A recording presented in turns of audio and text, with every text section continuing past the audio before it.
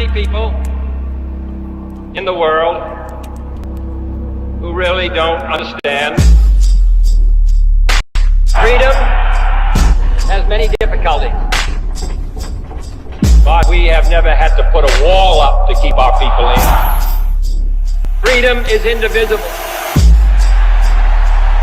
And when one man is enslaved, all are not free.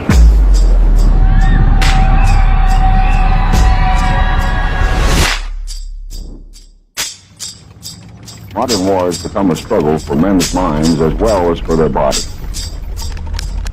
Today we face an enemy who spends enormous sums of money and manpower all over the globe in an attempt to subvert the thinking of the people of the free world, confuse, divide, and ultimately to subjugate. It is a contest unlike any we have ever faced in our history as a nation. Contest for the minds and hearts of people around the world, all people. When power corrupts, poetry cleanses. We must never forget that art is not a form of propaganda. It is a form of truth.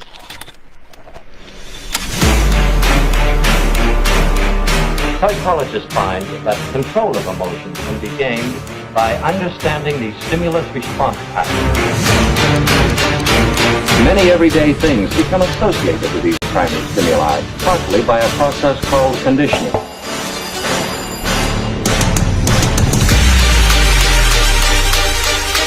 It's a strange, shadowy world. The doctored photograph, the misquotation, the insinuation, and the lie. I think of fire in connection with emotion. Cause, effect.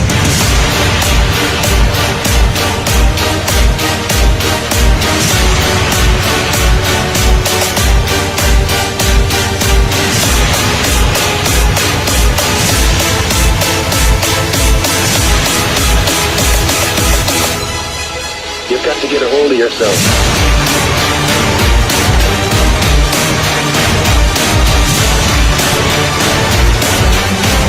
But we have to work together. You'll have to help.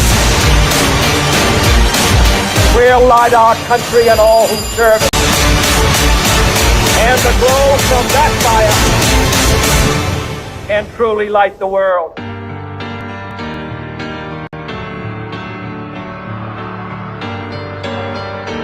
Yes, in modern warfare, our military leaders are finding that words and ideas are highly effective weapons.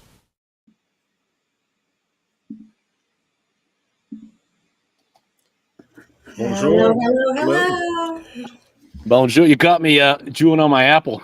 Welcome, Adam. Hey, Derek. This is a first for Dissolving the Divide, our first live stream. So super exciting. Really? Yeah. I feel honored. Yeah, glad to have you here. Likewise to have you here. Yeah, brother. And we're not going to cut to the normal formalities of this intro. You know yourself better than us, but just real quick, we've been in touch for quite some years, talking about a lot of stuff. You've been more like behind the scenes, in regards to truth communities and whatever have you and stuff. And your uniqueness of, experiences and previous employment and all that jazz, and having certain specialties and certain operations, which is going to lead to today's conversations in regards to a lot of psychological warfare being played out on the populace in so many different ways and flavors. All the world's a stage. Yeah, exactly. And this is nothing new, but everyone keeps falling for these things on so many different levels, even at the higher enlightened levels, because this is so insidious, if you will, the subversions and all that. So Adam Alexander, how you doing, brother? Good, man. Broadcast. I'm classified. Sorry. No, it's Burlington, Kentucky. I'm a Southern boy, so. Cool. I converted my basement into a studio. Awesome. So before you get into the meat of this, just in like a sentence, what is your qualification, where you got the inside scoop on what you're going to share today? Well, so when I was younger, I as most of my decisions when I was young were pretty, you know,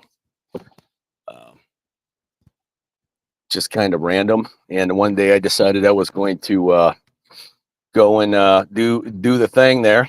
And back in 1999, and I'm not going to go into a whole bunch of detail, but essentially what happened is that I was attached to a special operations unit.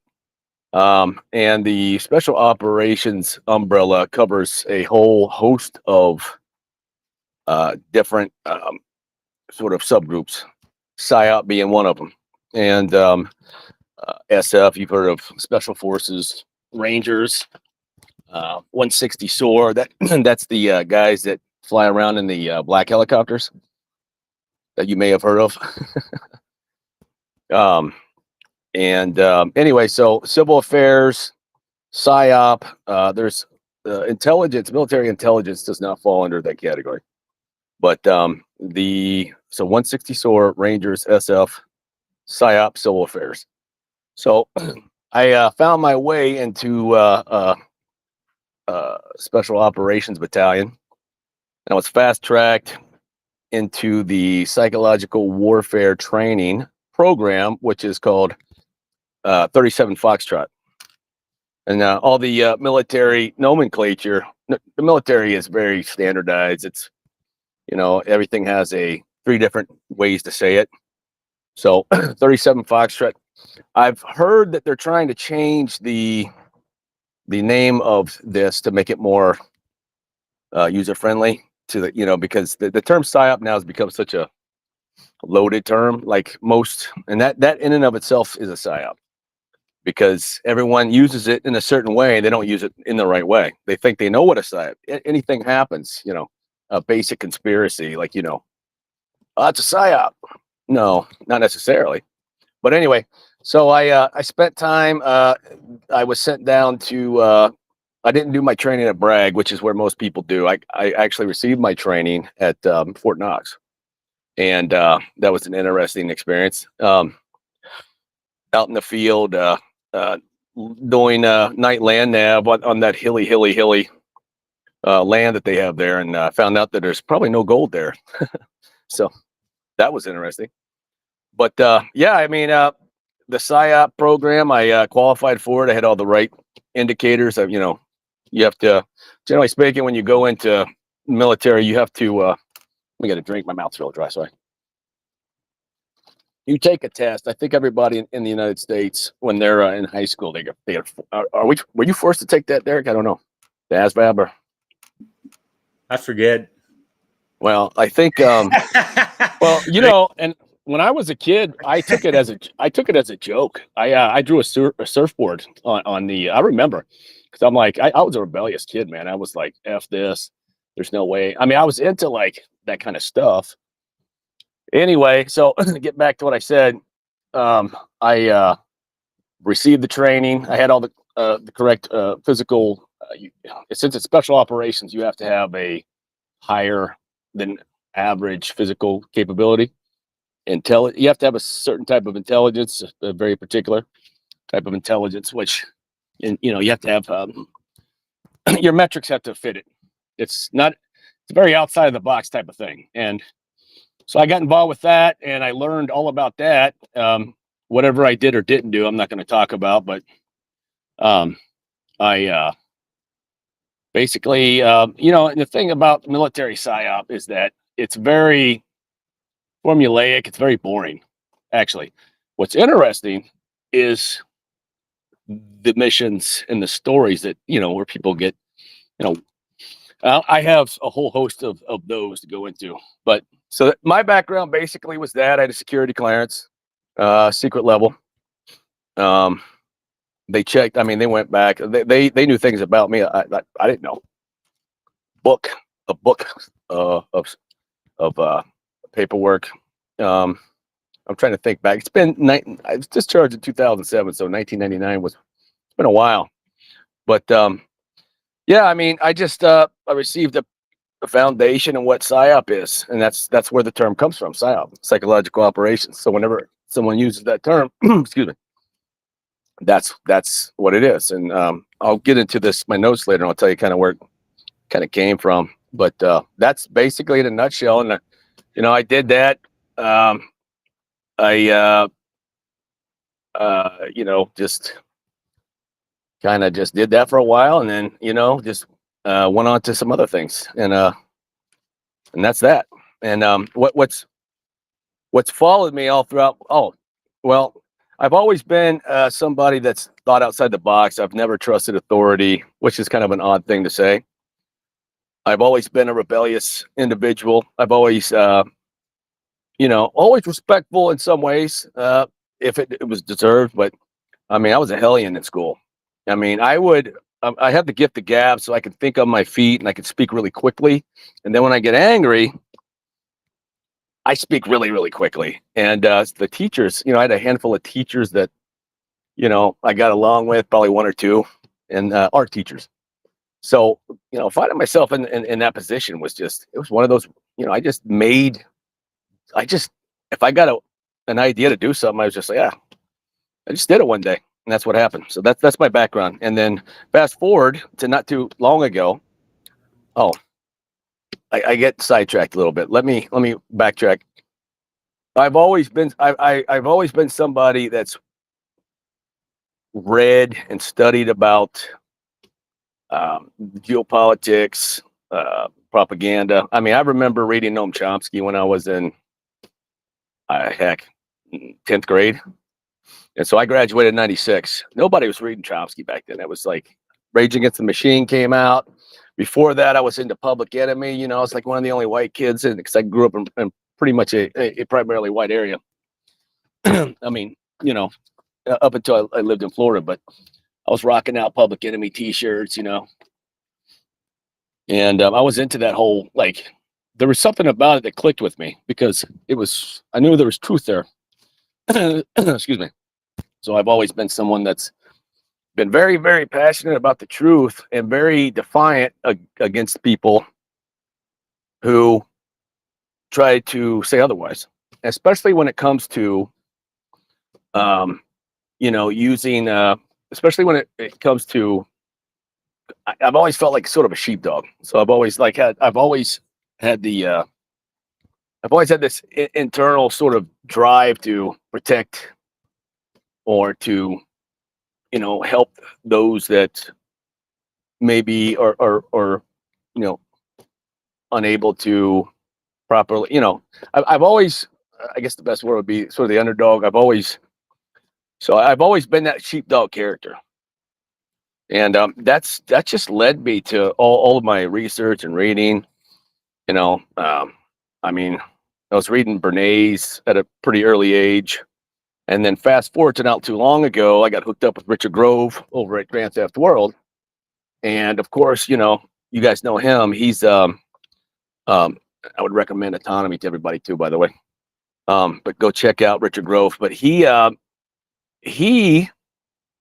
verbatim can pull information from his head, and some of the stuff that he was talking about, it all really kind of clicked. And it was over a period of time, and I would always go from one teacher to another, or I'd go from, it's always been a progression. It's always been much of what I learned. I was in the punk scene, the hip hop scene, the skateboard scene, it was all kind of one thing when I was a kid. We Gen X, we didn't have all these 20 different, versions of whatever.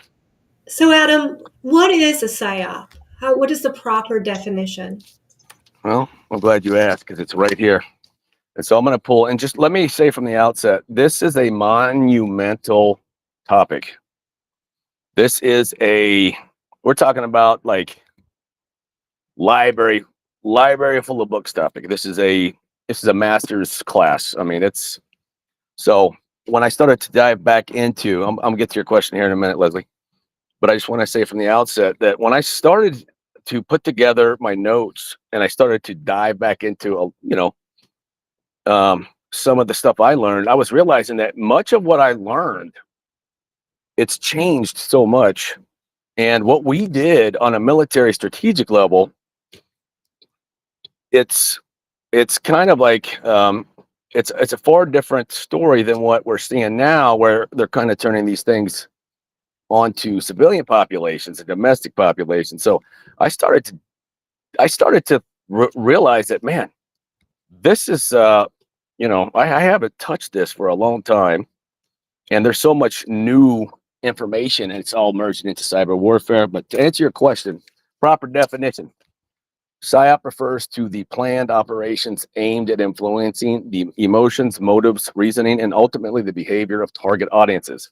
So it's marketing, it's advertising, it's the flip coin of you know, Bernays. We're going to get into him. I have some quotes from him, but hearts and minds, and two simple words. In fact, my insignia back at the PSYOP unit was hearts, minds, deeds. So, you know, that's in a nutshell: deception, influence in minds and hearts and minds, emotions, cognitive and emotional. Absolutely. Right. And essentially, though, I mean, I was thinking about this because I was just, you know, I was sitting in piles of notes, and I'm like, man, it's really just deception. It's really just, that's all it is. And it's just, there's 1,000 different ways to spin it,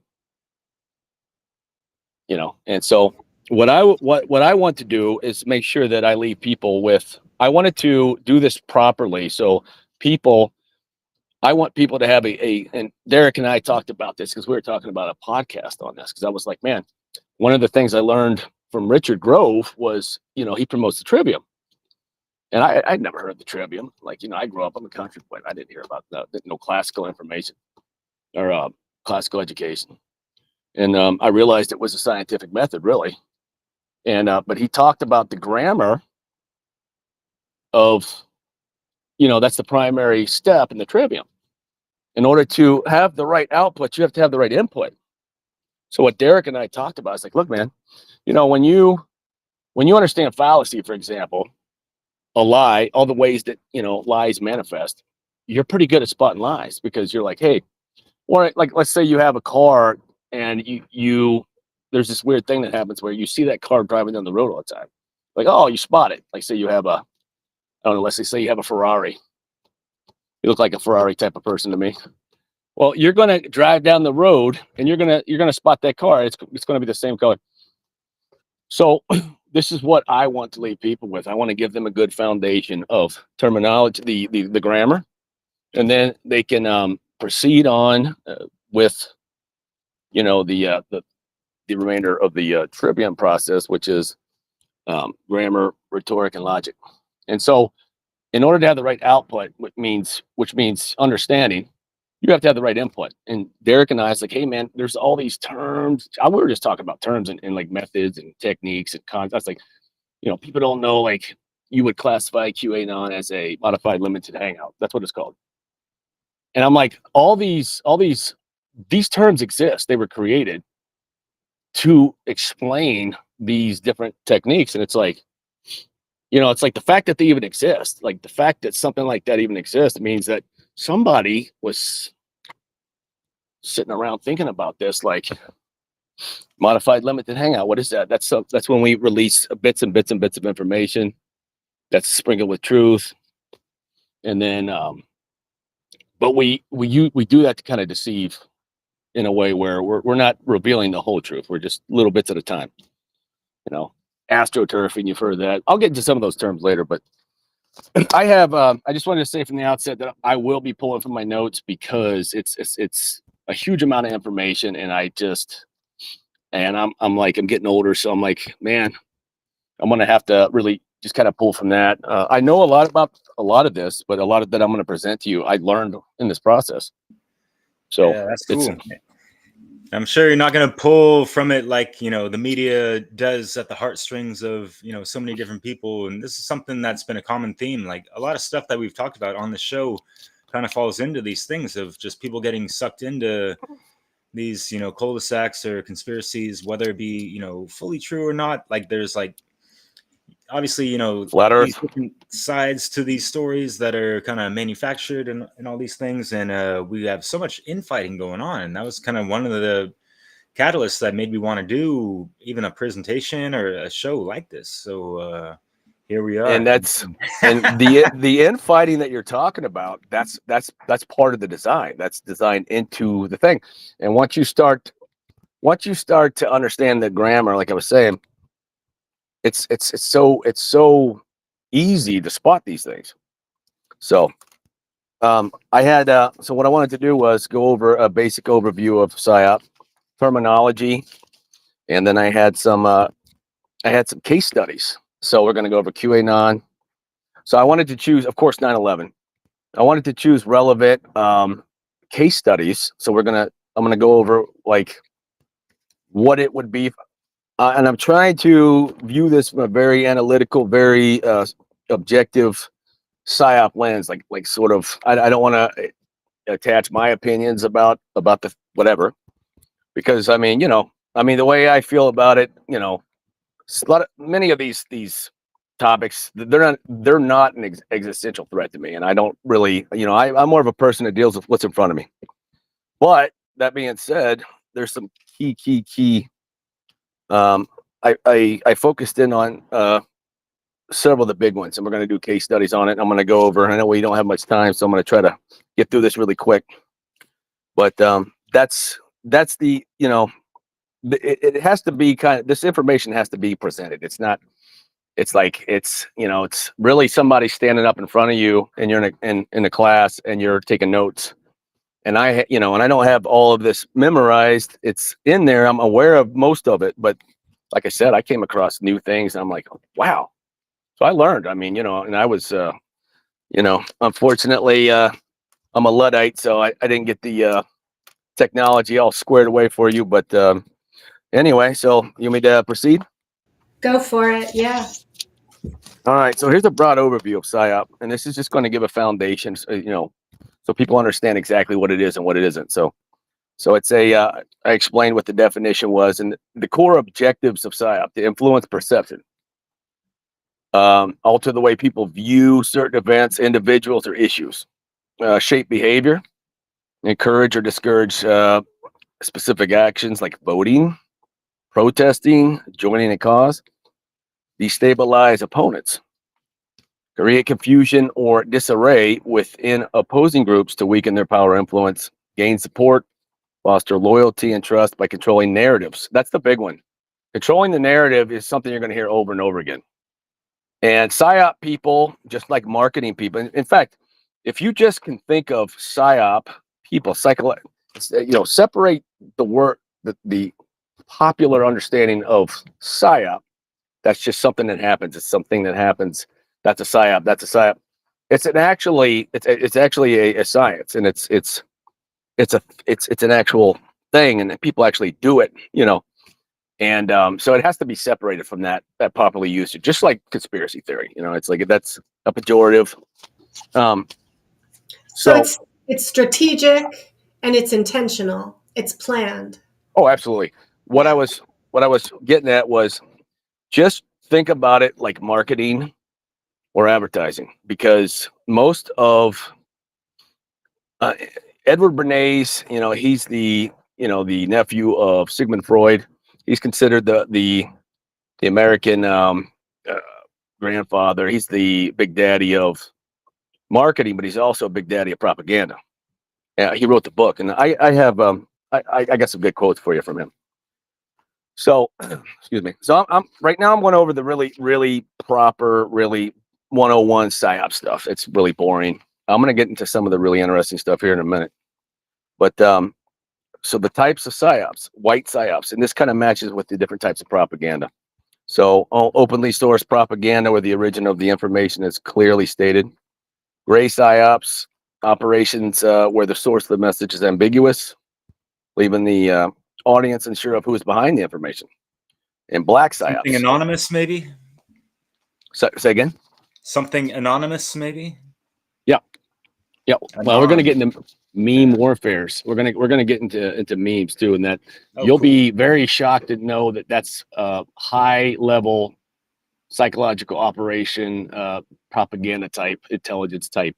A lot of the memes you see they come from dark rooms.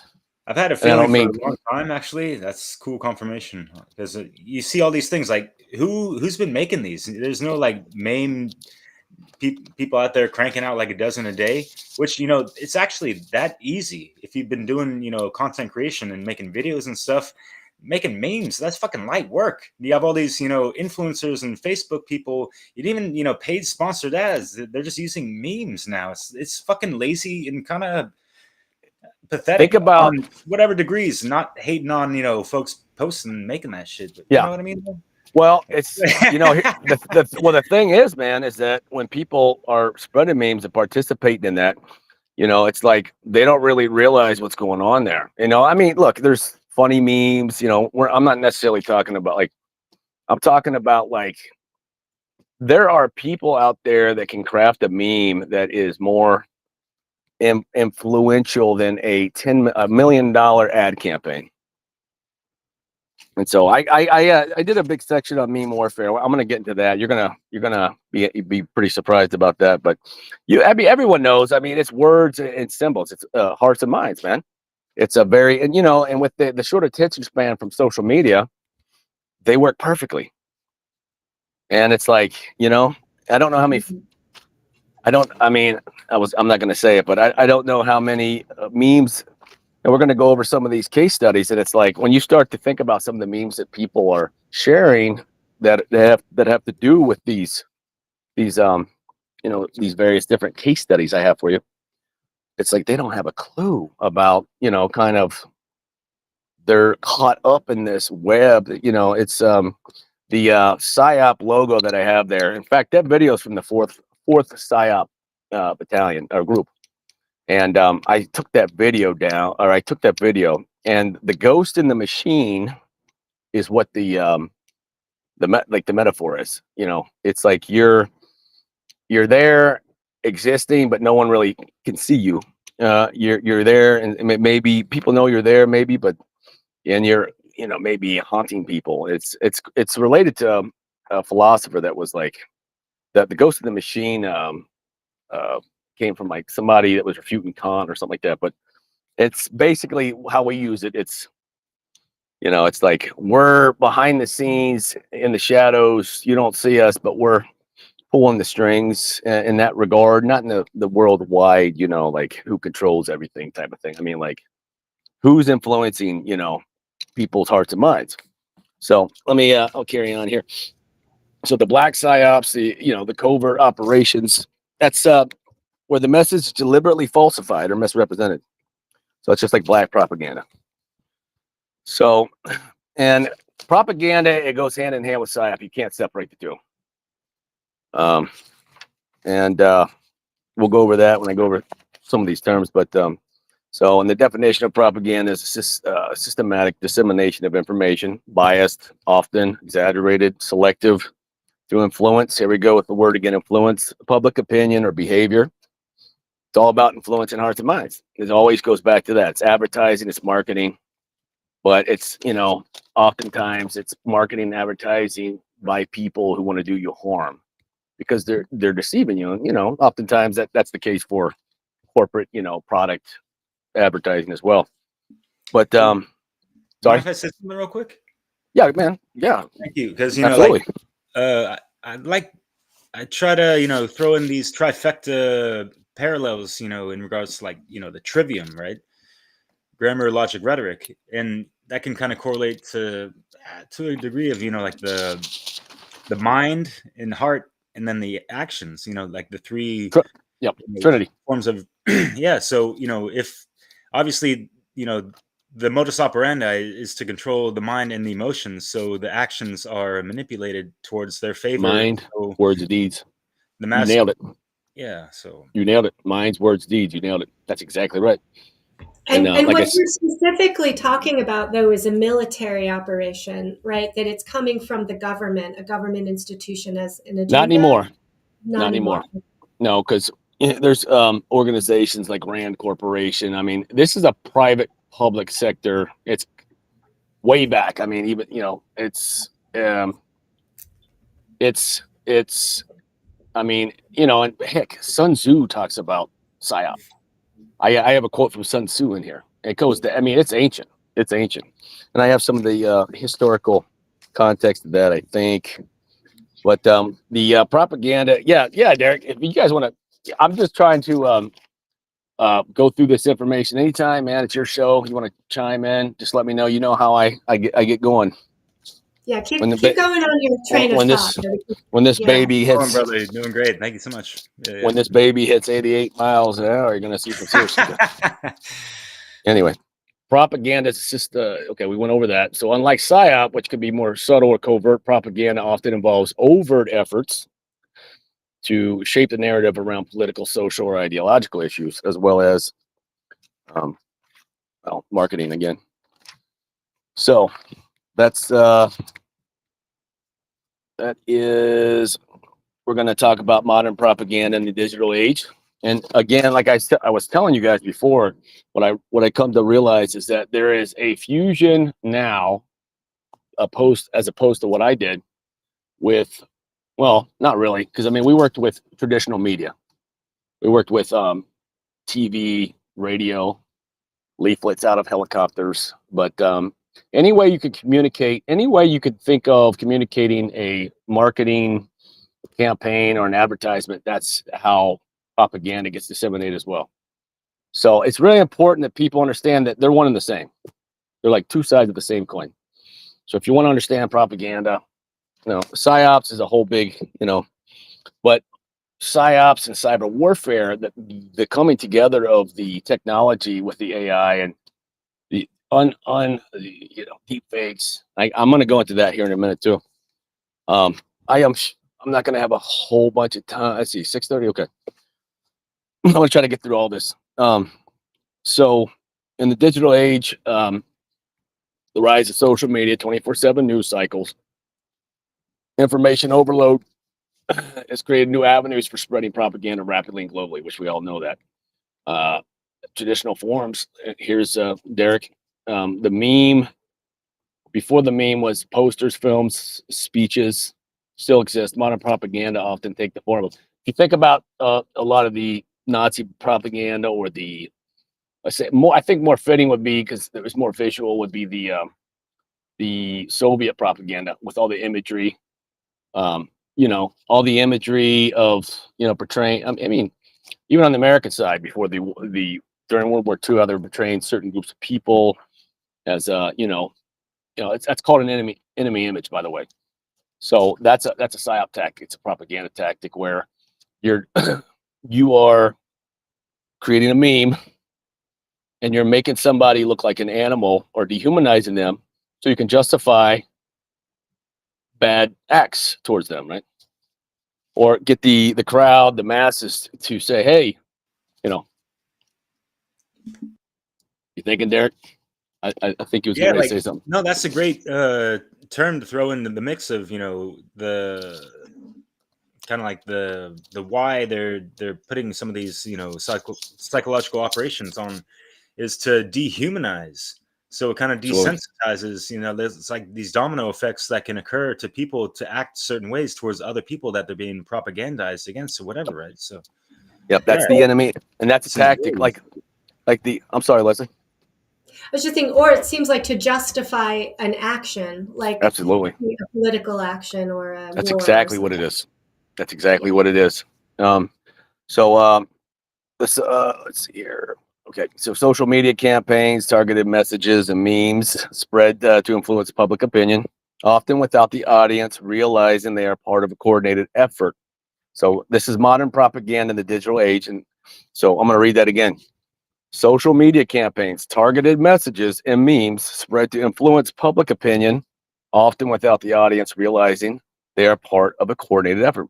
Remember, I told you they're all kind of part of the machine, that they don't realize. That's what I meant. Echo chambers, online environments, forums,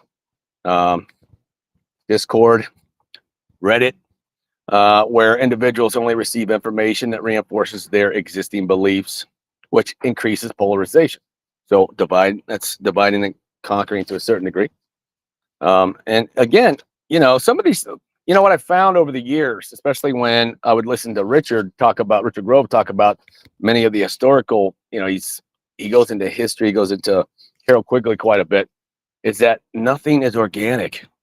It's like everything. It's like everything, even the hippie movement, we were talking about that.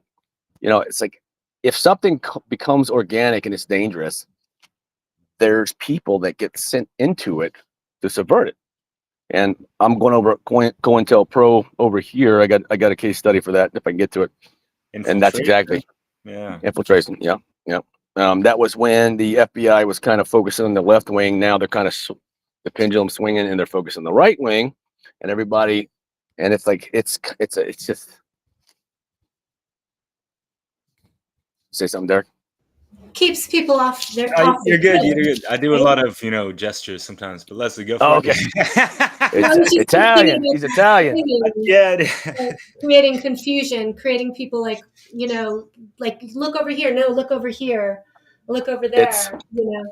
Well, it's wherever the oligarchs, and I believe in this kind of oligarchic system, and the state's merely just a sort of a tool, and most of the participants, politicians, it's like there's this idea, there's this aura that there's, it's old. It goes all the way back to Italy, to the black nobility, to the what was the banking?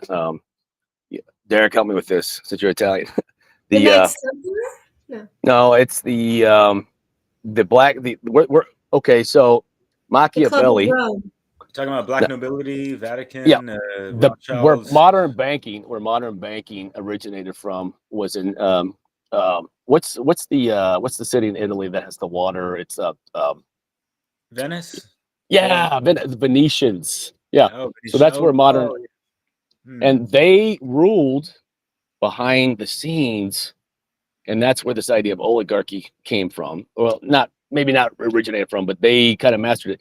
Machiavelli, when he wrote The Prince, he was addressing those people, and he was explaining to those people how to rule behind the scenes and how you should do it.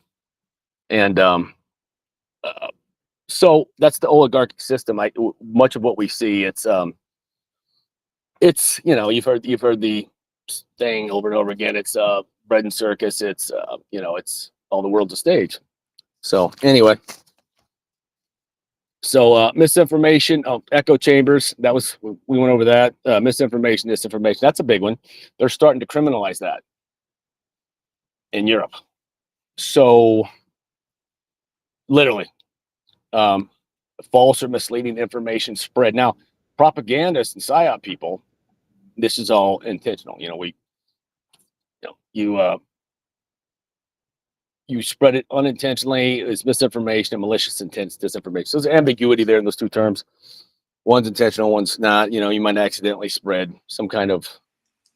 Yeah, and that's I think they might have made a mistake, right? Instead of something that was deliberate, like disinformation in a sense. They're disrespecting other people. They're trying to take advantage of them. So they're throwing out that disinformation, whatever. That's kind of how I distinguish the two. But yeah, it's. Trying to lead people again, deception. That's all this is deception. It's very simple. There's 1,000 ways to do it. This is, it's all fallacy. You know what I mean? So key tactics. The psyop is intentionally propagating incorrect information as saying it's true, and then punishing people who speak against that disinformation. Well, it's more a political ploy to prevent people from saying what the regime, the power elite don't want them to say. The labels now, from excuse me, propaganda psyop standpoint, somebody will, intentionally release false information for a particular outcome. What I'm talking about with the criminalizing disinformation, misinformation, is that they're trying to censor people. That's what that's about.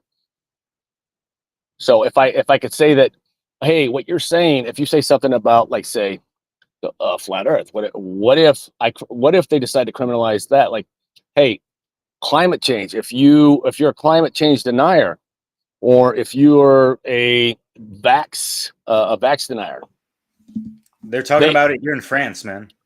Well, any kind of medical, even criticism against big pharma, that kind of shit.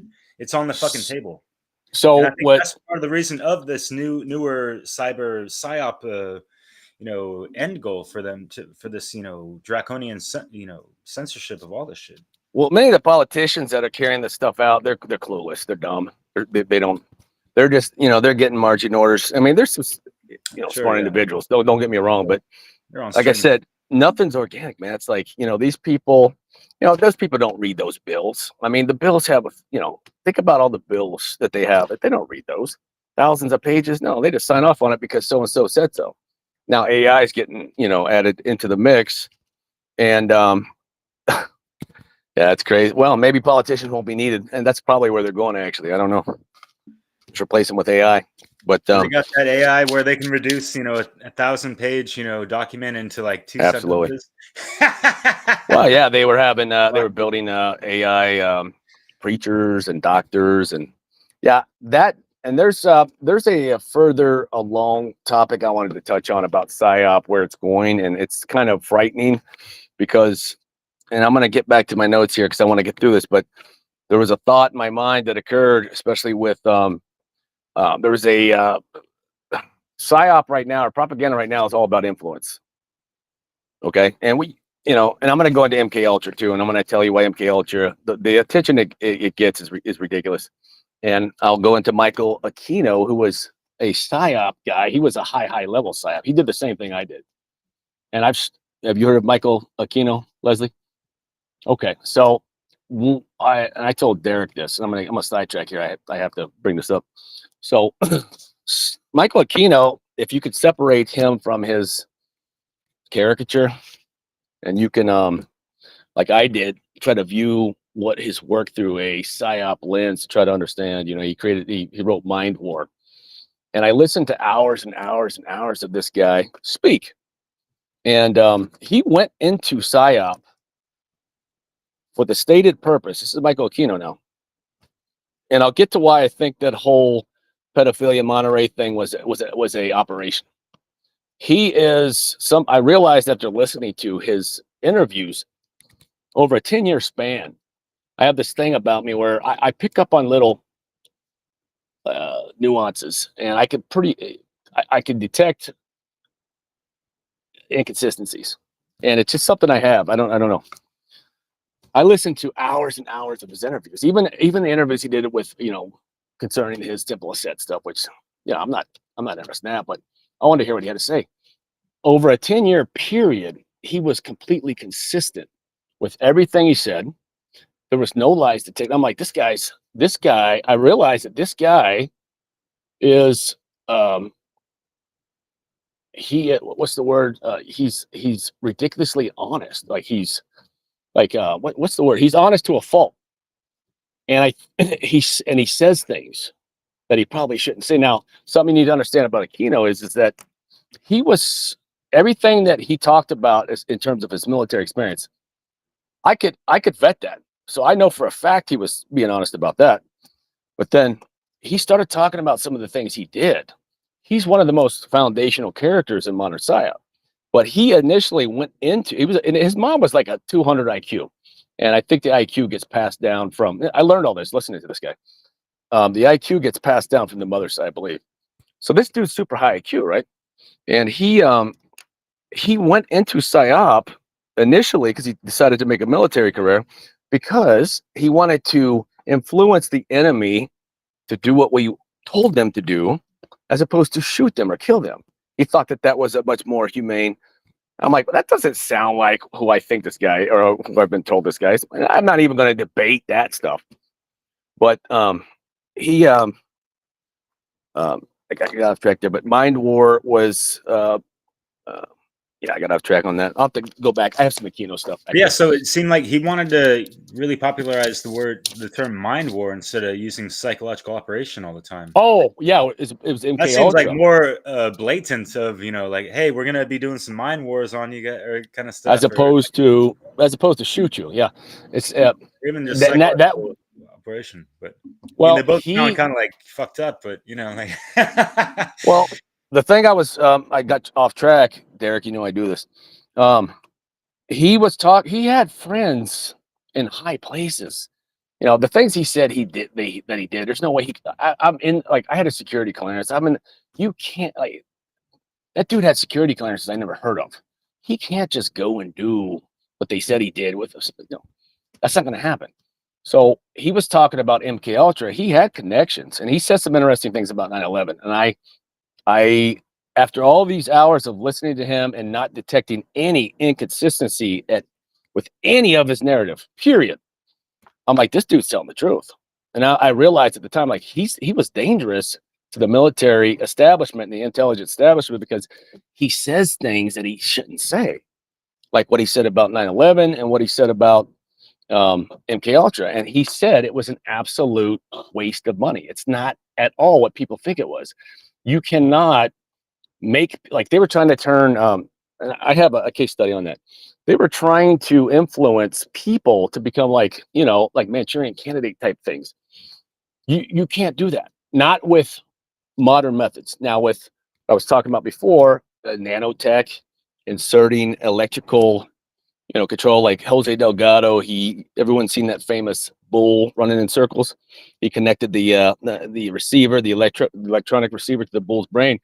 He was remote controlling that bull. That's 1980. We have nanotech now. Elon Musk, anyone? I mean, I'm not saying that necessarily, but hey, the technology's there. They know how to connect to a brain and to control a brain. So that's where psyops ultimately. That's what really, you know, it keeps me awake in terms of this topic, because we're getting away from the influence, and you know, it's easier to control people physically or, you know, biologically than it is to influence them. And with the MK Ultra situation, that's what Aquino said, and he said it was a huge waste of money. And he said he was ahead of his time. I mean, what he did, like, he built PSYOP, and they had to get rid of him though because he was a set guy. You know, he was associated with Anton LaVey, which was seemed like it was a big what do you call it, grift. They made a lot of money off that. We discussed that, but I'm getting sidetracked. Let me get back to this, and I'll hit Aquino up here shortly. So let's talk about the key tactics in psyop propaganda framing. So the way information is presented shapes how people perceive it. So by controlling the frame, psyop and propaganda can steer public interpretation of events or issues. Controlling the frame, that's a pretty popular phrase. I'm sure you guys have heard of that. Control the frame. How do you frame it? How do you frame the argument, right? Yeah, it's like control the narrative. Same thing, right? Absolutely. Yeah. And if you're the one controlling the frame, the people that are the argument that's being framed, the people, basically you're inserting the argument, whatever it is, out there, and people are just accepting that. Let me go on here. Fear mongering, using fear to manipulate behavior is a common tactic. Fear mongering. By exaggerating threats, psyops or propagandists can convince public to support policies or actions they might otherwise oppose. Echo chamber, we talked about that earlier. Everybody agrees. There's no dissenting voices. That's not a good thing, is it? Not always. I mean, even in a tight knit. I mean, you need to, you know, because not everybody's right, and it's like, so you have to have dissenting voices. You have to. That's the whole basis of debate, and it's echo chamber, and we see a lot of the echo chamber by spreading the memes, the same memes over and over. It's like, that's kind of, you know, and then nobody will hear anything outside of that, but that belief that they have, or that, you know, it's like, no, flat Earth. Oh, you're if you don't believe in flat Earth, then you are this XYZ or whatever, right? Or vice versa. Yeah. Right. You know, it reminds me of echo chamber. What's that experiment where, you know, these social experiments, you know, back in like 50s, 30s, 60s, 70s, you know, they were continuous, right? Tuskegee?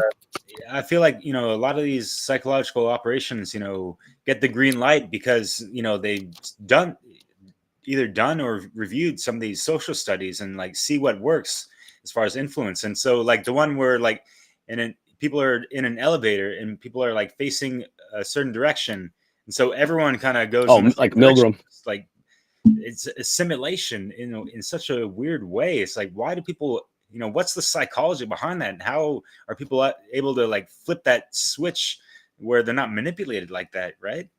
It's so the thing. Conformity. Sorry, Leslie. Conformity, right? There's a drive to Well, be. yeah, but there's cultural context to different groups, and I'm going to get into this here in a minute. So you have to understand, like, there is evolutionary behavioral. When I say evolution, I'm talking about, let's just say, groups of people. There's, propaganda, very deft and talented propagandists, marketers, advertisers. They understand these sort of innate archetypal drives, and different people groups have different sort of archetype. I mean, there's a collective archetype type situation, but it's anything that could be exploited in terms of your individual nature or your collective nature will be exploited, and they will know about it. And just like a lot of the symbology we talk about, where people are, every time they see a symbol, they're like, oh, that's these people are a cult. It's like, no, advertisers, marketers, they understand that these symbols that they're using are ancient, they're archetypal. We are impacted by them subconsciously. It's not really the occult. I mean, if you want to call it the occult in the sense of it's like sort of unknown knowledge, if you want to use the term in that way, sure.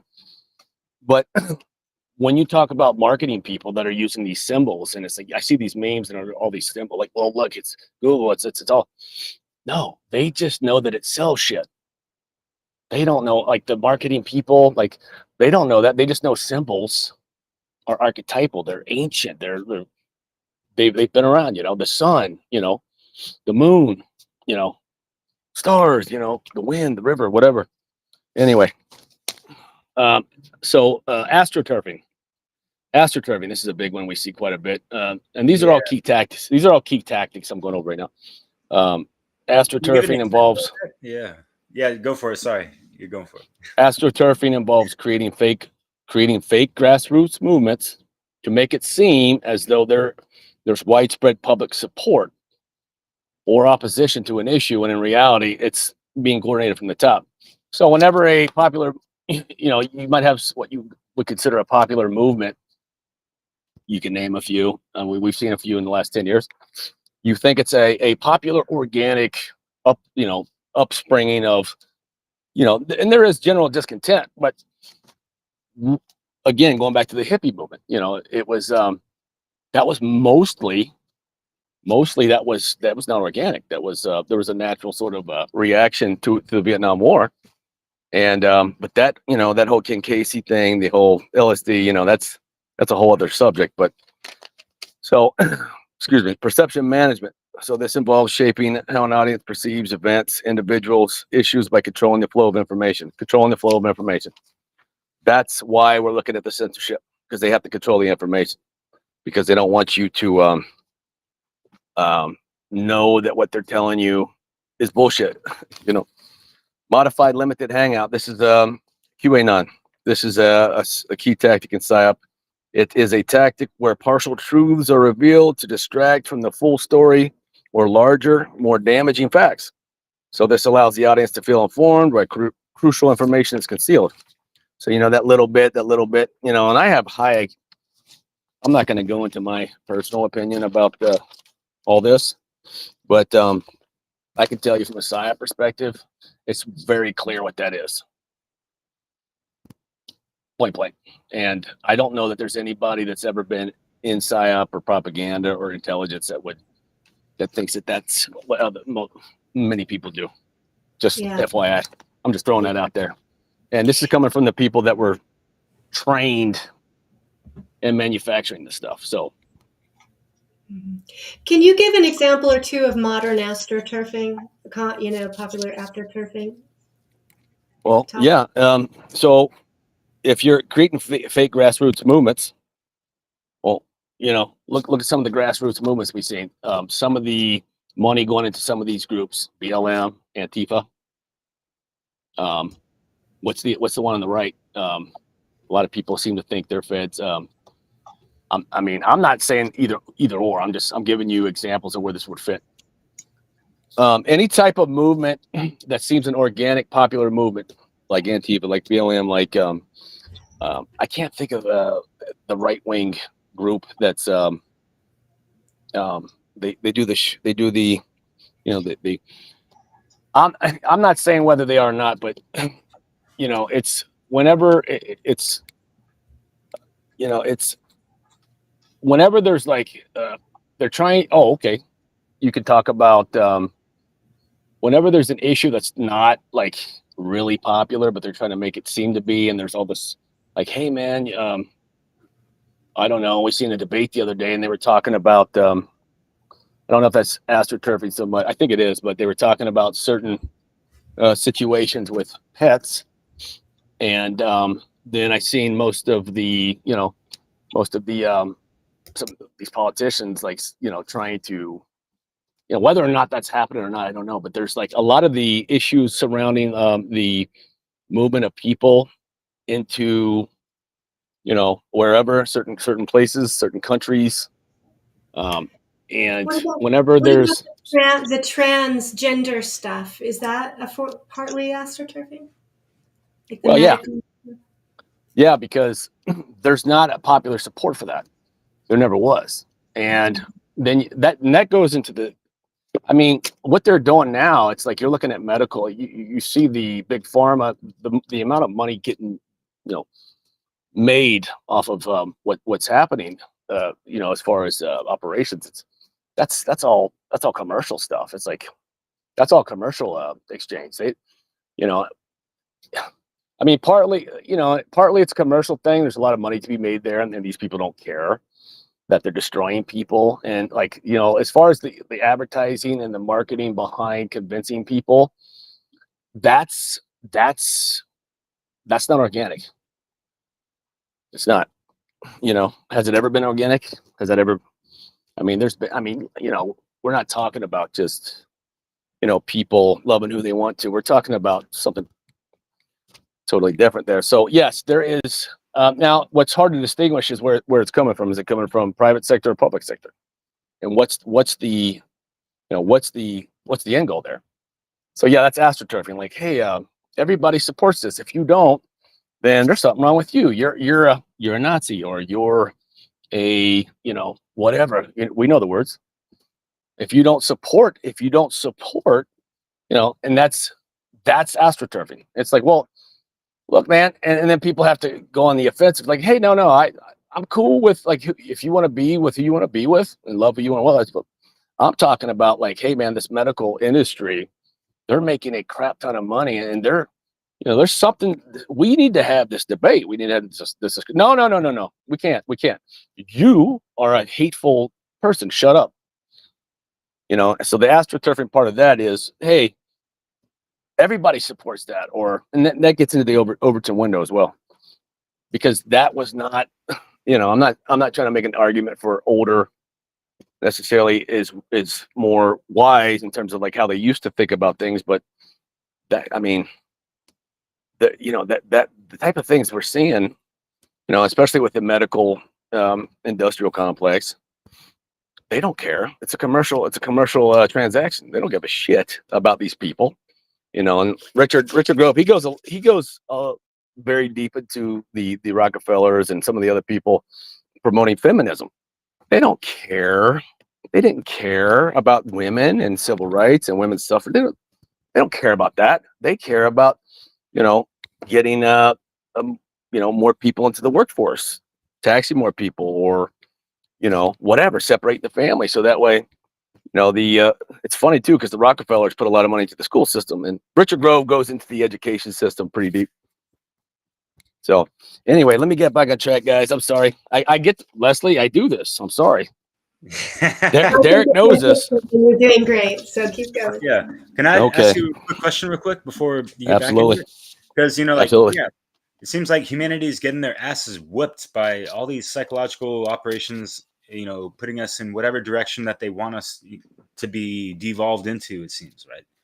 Idiocracy, have you noticed any... I'm sorry, go ahead, man. Any example? No worries. Any examples of where there were failed psychological operations where like it didn't fucking work. Oh yeah. Yeah, I mean, I can't really think of one off the top of my head, but yeah, I mean, it's just like any other thing. It's like, just think of it. Well, think of it like an advertising campaign. Think of it as like, hey man, you're trying to do an ad or advertising campaign for something that you're trying to promote on social media. You know, sometimes you'll put together something that just like clicks with people, and it's like, man, that kind of surprised me. Sometimes you won't. You know, that's what we're talking about. So it's really good to keep that parallel there, the comparison between advertising, because that's, I mean, it's two sides of the same coin. Anyway, so let me go on to, let's see, I think that's all. That's actually all for like the intro to psyop as a did I cover everything for you guys in terms of psyop? As it's influencing hearts and minds, and it's basically advertising, it's marketing, and it encompasses a big collection of, you know, depending upon where it's coming from. But psyop is not the term that everybody uses it as.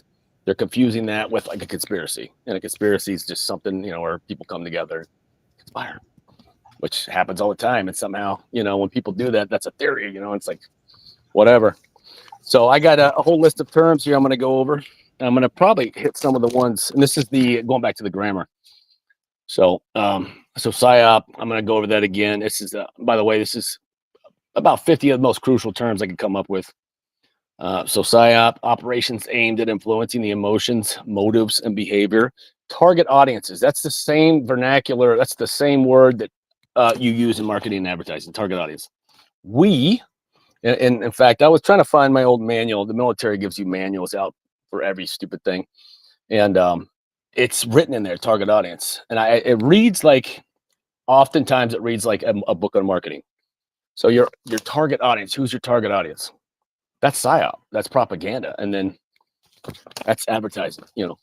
So propaganda, dissemination of biased or misleading information to promote a particular political cause or point of view. That's a little bit of a biased, I think, definition, but you know, pretty much covers it. Disinformation, deliberate dissemination of false or misleading information, misinformation.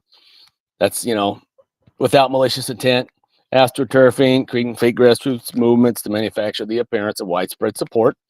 So anytime you see what you would call a grassroots movement, and it appears that it has wide support, just like you were saying before, and you know, it's like, that doesn't make any sense. Why would people support that? But see, they want you to support that, so they show it as being supported. That's how that's manipulated. It's, I mean, man, it's just 5 ways to Sunday. People are just getting it. And with social media now, it's like, man, it's just the AI of the ability of social media. I mean, it's getting into the realm of, like I said, cyber warfare. It's evolving to such a degree with AI that it's hard to imagine where it's going to go. And like I said, I think it's going to go towards more of the biological Delgado model, personally, kind of like, you know, Aldous Huxley was talking about. But anyway, so false flag operation, we've heard that. That's pretty common. So covert operation designed to deceive by making it appear as if actions are being carried out by another party. So that was something in Cuba. They wanted to, you know, fake an attack on Cuba. Leslie, I don't know what your generation was, but are you Gen X? You're Gen X too, aren't you, Leslie? Yeah, I am. Okay. I'm on the one extreme side of it a little bit. Yeah. Okay. So we're on the same page here. So we kind of knew about that a little bit. We heard about it when we were, you know, growing up. Cognitive dissonance. This is a big one. The mental discomfort experienced when holding conflicting beliefs or being presented with new information that contradicts established views. So you're not going to change your mind, even though objectively you know that you're wrong. You're just going to, you know, controlled opposition. This is a big one, especially with people that the alternative media. Controlled opposition. It's a big term that gets thrown around quite a bit. What does that mean? infiltrating or creating opposition movements. Infiltrating or creating opposition movements. Who's infiltrating and who's creating the opposition movements? Not us. To monitor, manipulate, or neutralize dissent. So it's all about neutralizing dissent or monitoring, like COINTELPRO. For example, they were, you'd have moles, you'd have people, not only just that, but people to steer it. Like I said, if a popular movement is organically popping up, what the regime do what they'll ultimately do is they'll and the Jay Dyer talks about this a lot. They'll steer it in the direction they want it to by controlled opposition. Can we think of anybody that might fit controlled opposition? Who's such and such guy or gal? We did a show with Beth Martins, and you're, friends with her, Beth Martins. Yeah. She did, has her And series on, archetypes of controlled opposition, which is really. That's interesting. Yeah. That's an interesting topic. I'm really into Jung, so I definitely have to find that. The big lie. So I got, let me see here. I got about 50 total terms here. So the big lie, we know what that is. Something so big, it has to be true. It can't, that's bandwagon effect, a tendency for people to adopt certain behavior styles or attitudes because others are doing so, regardless of personal beliefs. What's cool, Hey, man, when I was a kid, we had to have, those Adidas shoes or whatever. Bandwagon effect. These are all terms. Have you noticed, certain things that, the truther things and spiritual, it's like almost like a virtue signaling type of thing. Like you're not cool if you're not doing the alchemy, and they're just throwing out buzzwords and not really actually doing the fucking work. You notice that type of thing? Well, the thing, and part of that too is just, the band, the bandwagon, like you said, it's that belonging to a group. Man, that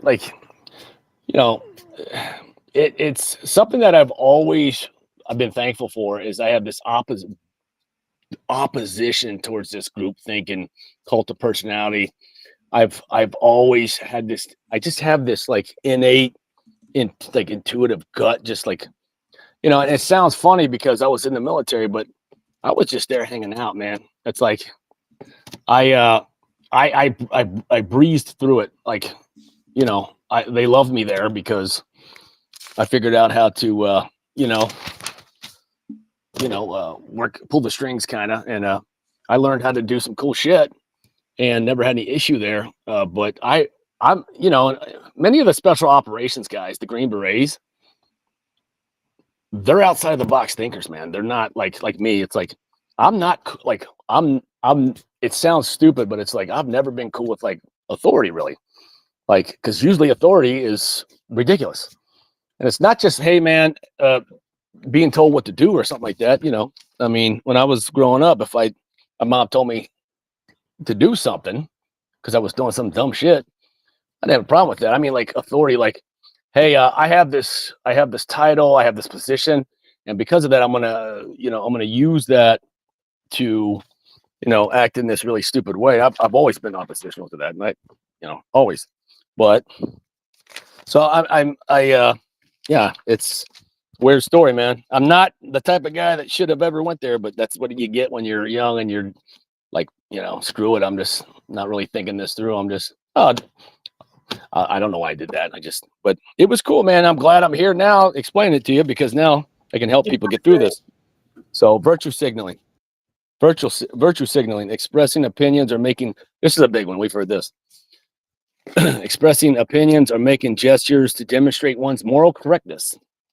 Signs in your yard, love is love. That's virtue signaling.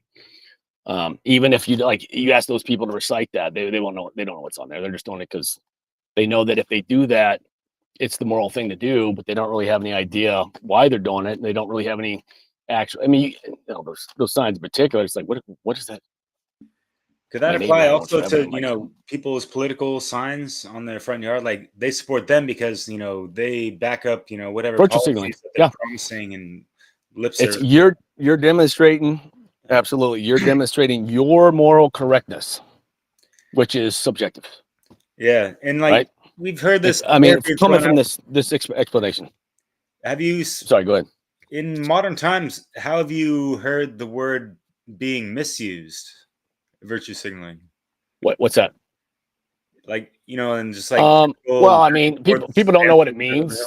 Like, well, people that don't know what it, like, if you don't know what the word actually means, it's misused in that way. Like, just because you take a stance on something doesn't mean you're virtue signaling. Like, virtue signaling is when somebody is taking a stance on something because they think it's popular, or it's instead of like actually believing, like putting a sign up in your yard anyway. Like, is that really actually doing anything? If you really believe in, I mean, maybe it is, but if you really believe it, like, I don't wear my beliefs on my front yard. It's like on Facebook but when they let you. On Facebook, they let you put those little rings. On Facebook, they have you where you can put the little rings around your picture. Or you can put a symbol to show that you're in support. Virtue signaling, absolutely perfect example. That's exactly what that is. And hey, we can now influence people to support XYZ thing with that little circle because they're attaching it to them because everyone else is, and they're virtue signaling that it's the right thing to do. It's the moral thing to do. Morality has nothing to do with that. You know what I mean? And that's a whole different topic. People, actually, you know, like, hey, like, has anyone asked you, Adam, you know, how come you haven't put the Ukrainian flag on your profile picture yet? You know, it's been like 2 years. What the hell, man? Well, because you're Lithuanian, so represent, man. Like, well, yeah, but I know a lot about what led up to that, so I can go on for hours about the 2014 coup, and damn, yeah. We did some shit there, and I'm not going to go into that right now, but yeah, I mean, look, man, I'm against war, period.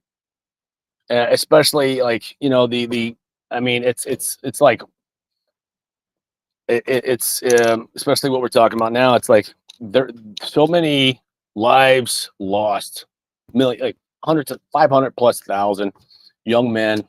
And I watched video from Telegram, and I'm like, why? Why? And it's like, well, people will give you the reasons, but I know the whole background story to all of it. So it's like like the general public talking to me about Ukraine and 2014 Maidan massacre. Like, I can Luhansk, Donetsk. I could break the shit down. So me talking to some dude that watches CNN or Fox, like, I cannot talk to these people, and I don't talk to people in this way because they have no idea what they're talking about, and they don't even attempt to. They watch the news and they accept that as, they don't even realize the news is 100%. We controlled every narrative. Every narrative was controlled.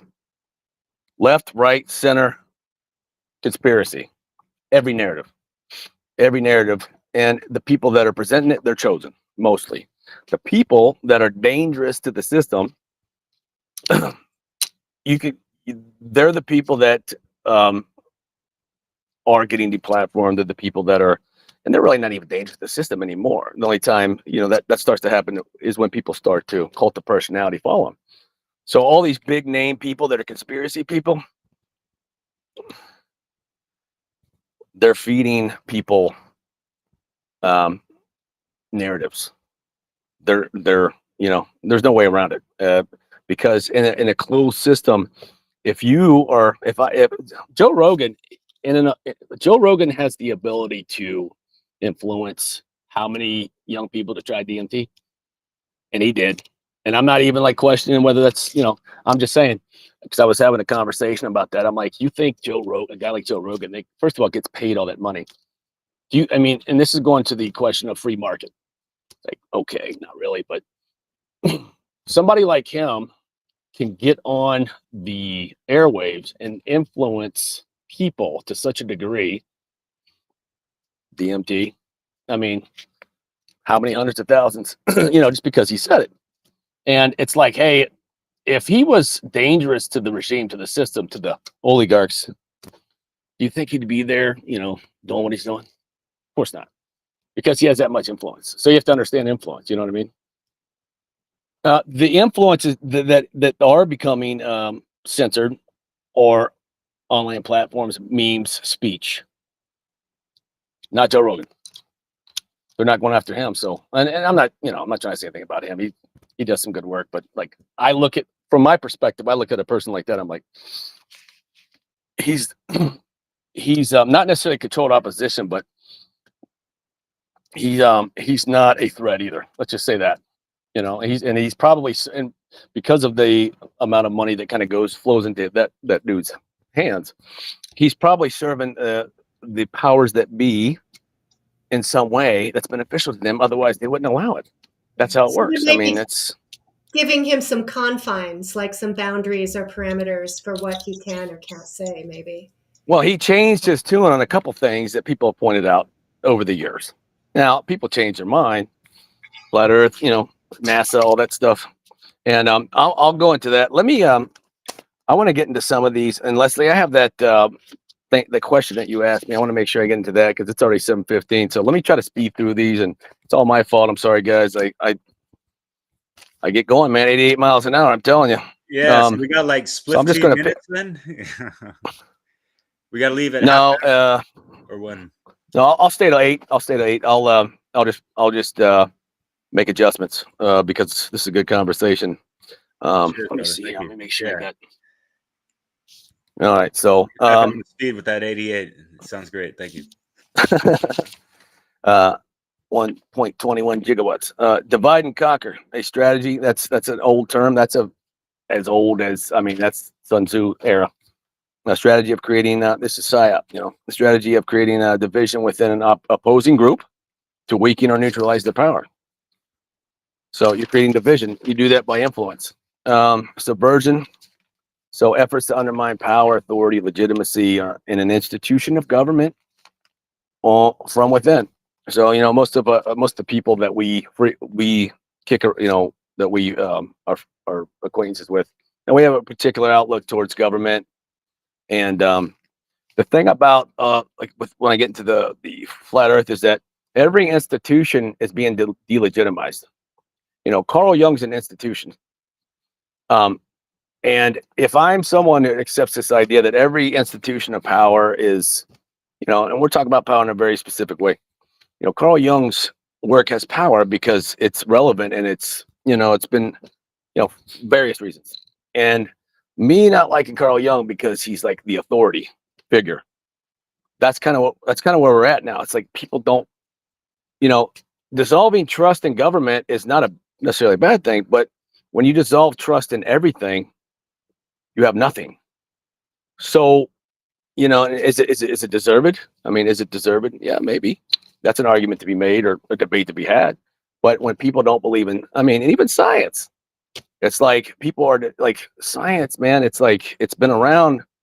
I'm not saying all the science with a trademark circle, the science. I'm not talking about that. I'm talking about the verb, not the noun. You know what I mean? Science is a verb. It's not a noun. I was gonna say, you know what I mean? And it's like, it doesn't make sense. you faded out. What was that? I was gonna say something that made it more of a verb than a noun, but anyways, yeah, go for it.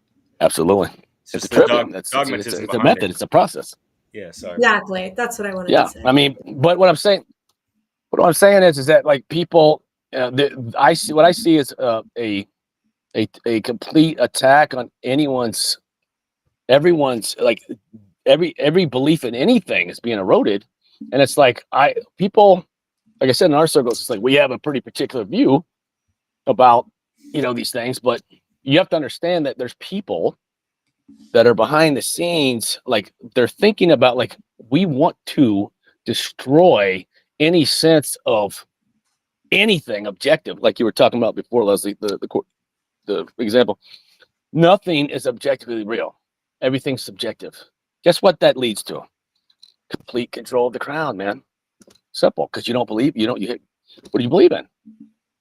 It's nihilism. It's on and on and on. Hedonism and all that shit. It's damn. Well, it's just what's the point of anything? Yeah, it creates a lot of confusion too, and then people who don't know what's true, where to go, what to do, they're not thinking for themselves, so then Absolutely. they follow follow the leader, so to speak. And then something else to add to that, and when that happens also, guess what's really easy to happen when someone who does know how to influence people and control people comes along? Wow.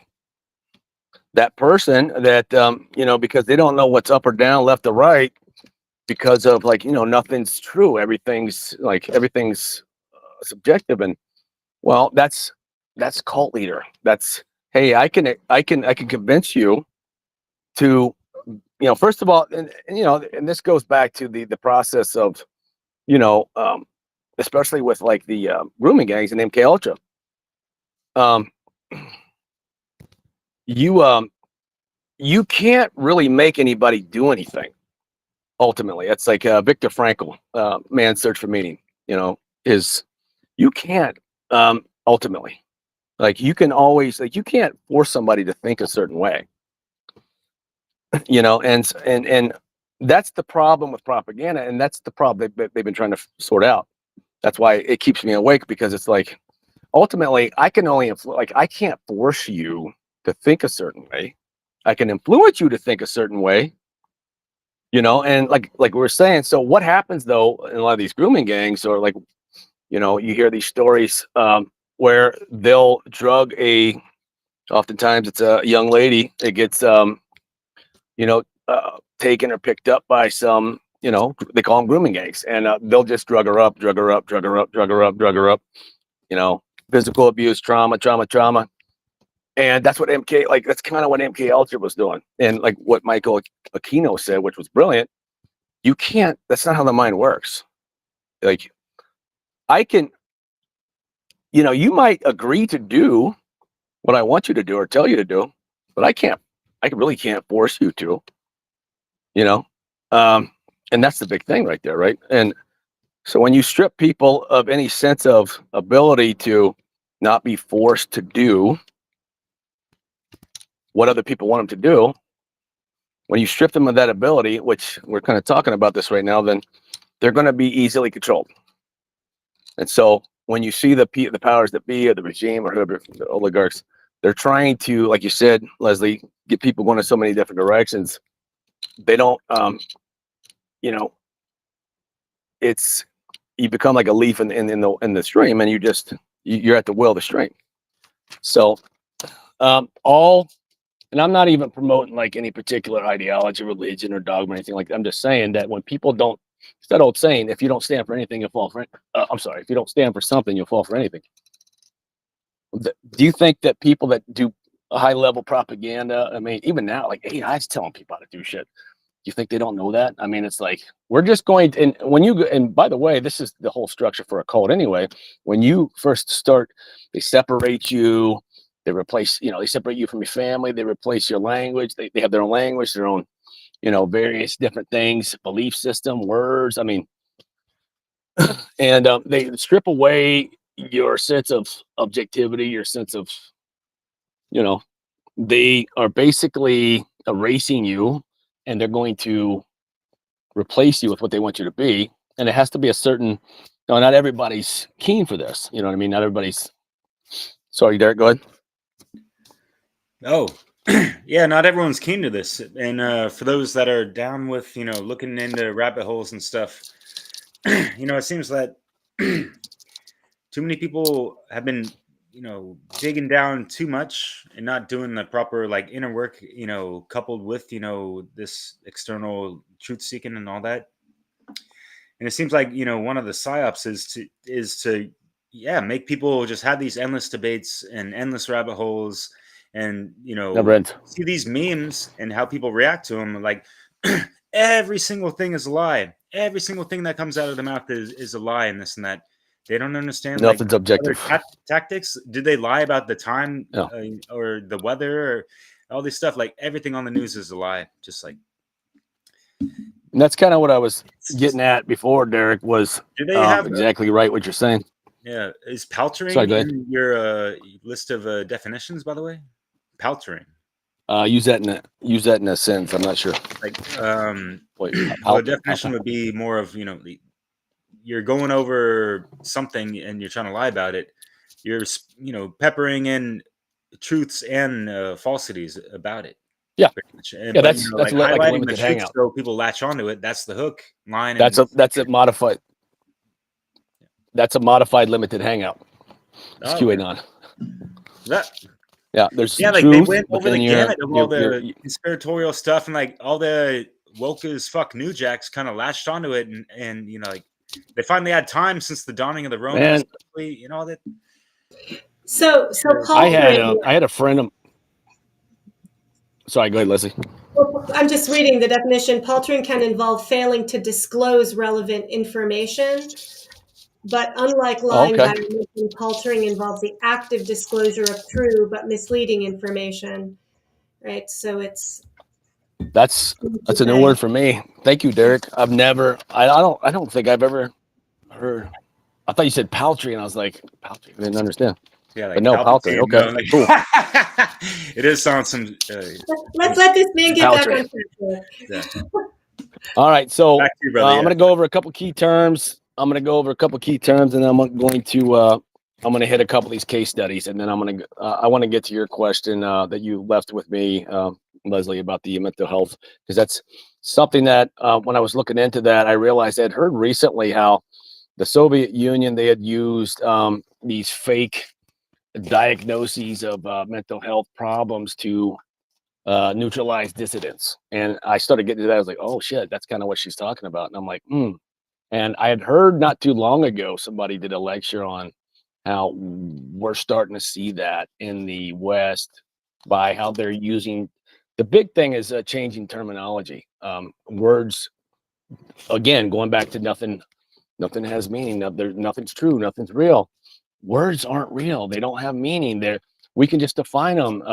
We can just turn them into whatever. I mean, hey, man, I'm all for creating new words, but like you didn't create that. You don't get to change it. I mean, you can add to it. You can modify it or whatever, but like, what's wrong with that? You know, it's a very, very, people need to understand the danger of redefining words. And like we were talking about with censorship and jailing people for misinformation. Now we're talking about like gulag type stuff, like Soviet Union, and it's happened. But anyway, so let me go through these. I'll pick out, I'm not going to go through them all. I'm going to pick out the big ones.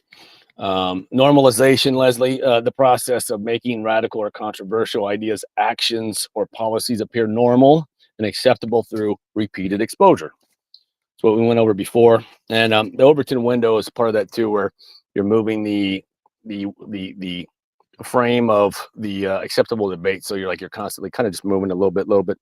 So what people wouldn't even consider, they're going past that, like what's considered, and I mean, again, I'm not trying to dive into any sort of, morality or ethic, or dogma type of thing. I'm just trying to cover this from that very particular analytical angle to explain it. Cult of personality, the creation of a heroic idealized image of a leader to foster loyalty and control over population. That's how many times has that happened in over history? Now that's historically happened, and they just they recognize that's the case. And hey, man, that's a tactic now. Hey, we've seen in the past that there's these historical figures, and the people follow them, and why don't we just make one? Lenin said the opposite will control. What was that famous quote about controlling the opposition? Very, very true. Okay, let's see here. Manufacturing consent. That's a Noam Chomsky. I remember reading that book back in '94. The process by which governments or powerful entities manipulate public opinion to gain approval for policies or action. So you're manufacturing consent. I mean, it's just what it sounds like. Overton window, the range of ideas or policies considered acceptable or mainstream in public discourse. So what does that apply? What we were just talking about before, correct? And does that include, all right, let me even the goalposts and all that shit? Sorry. That rhetoric. Sorry? People say, oh, they're lying to us. They keep leading us on. They keep moving the goalposts. Is that kind of similar to like the Overton window? It's Overton window. Oh, okay. Absolutely. Dude, wow. Okay. Fucking A. Absolutely. Yeah. Yeah, dude. Once you start And I'll make all this stuff available. Like I basically built that that Facebook group just for this stream. So I had this in mind. So I'll put all this. I'm gonna start diving back into this. I'll put all the information there if people want to go. But hey, man, people don't. I mean, it's hard to get people to read stuff today. It's like it's that 2-second meme mentality, and that's you can't really convey this information with that 2-second meme mentality. You have to read, and hey, man, all the books are becoming digital, and what happens then? They're completely controlled or removed. 100%. Like Rage Against the Machine, Zach De La Rocha, and of course they're clearly part of the machine. It's but he had a good line, and I remember this back in 9th, 10th grade. We don't have to burn the books; we just remove them. Look at where we're at right now. Everything becomes digital. I mean, they're going to print books, but it's like if everything becomes digital, click. Hey, man, Shakespeare never existed, or Young, or whoever's dangerous to whoever's in charge. So let me go. I got a case study for 9/11. I got a case study for QAnon. I wanted to get the flat Earth, QAnon, from a psychological operations perspective, and I want to make it very clear because I don't want people like trying to hate on me. Well, they can hate on me.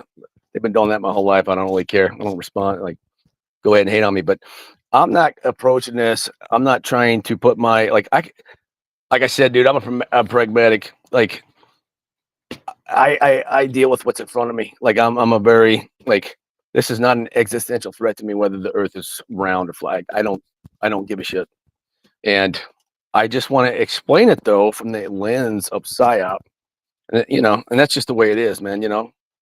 I got kids to feed, and I always made a funny joke about this. Like, when you get thrown into the gulag, are you going to be arguing about this topic? Probably not. And if you're not really paying attention to what's going on in front of you, guess what? I don't know, man. Things don't look so good. Maybe your belief in that particular theory might get you put into the gulag. Are you willing to go along with that? I mean, if you really believe it, I'm sure some people, and I want to say earlier, I'm not trying to minimize or talk condescending to people that coming from the psyop and propaganda perspective. Like, I'm a compassionate person, and I'm one of these people that's compassionate to fault. Now, if somebody, treats me a certain way, or, I have a very short sort of, I have a very particular way of dealing with that, but I've always been about helping people. I've always cared about people in general. I'm a people person, and so I don't look at people that fall.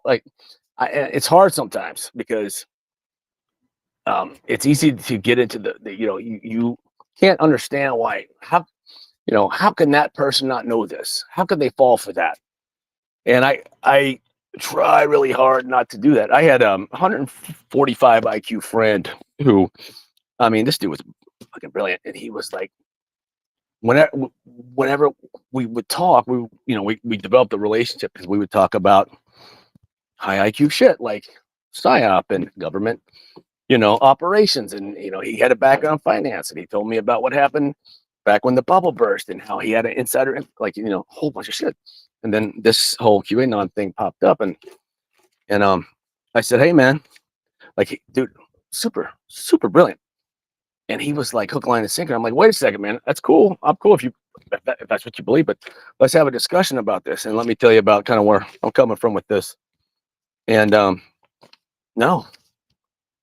I'm like, wow. And I kind of saw the reaction from him, and I was like, oh, okay, this is something here to look into. So, but that being said, I don't look down or degrade people, or I don't condescend to people that because you need to understand, there are very talented people that know how to manipulate. We know that. So I don't tend to look at somebody like, hey, man, if you believe in XYZ or you don't, well, you're just stupid, or you're just, whatever. Because I understand how easy it is to influence people. And I understand how the people that are doing it, they're very good at their job. And now it's going into AI and all these. So the best thing to do is try to present them with the information, give them the, the grammar, the definitions. Like, hey, if I tell you a list of fallacies and I say, hey man, that's an ad hom, that's a fallacy, or that's a circular argument, or that's whatever. If I show you what whys look like, you can detect them. So if we go over what these terms are, if I go over this case study for PSYOP, and I'm going to go into it right now, and I start, I'm sorry, for QAnon, I'm going to start dropping some a little bit of jazz in there, and it's like, hey, let me start showing you kind of what we're looking at from a different angle. Separate your emotion, and I'll try. Like I try. Like I'm cool if people want to believe that again. And I'm never gonna, if somebody becomes like arrogant or violent or, comes at me in a certain way because I don't, that's when we have problems. It's like, I'll let you believe what you want. And it's like, that's fine.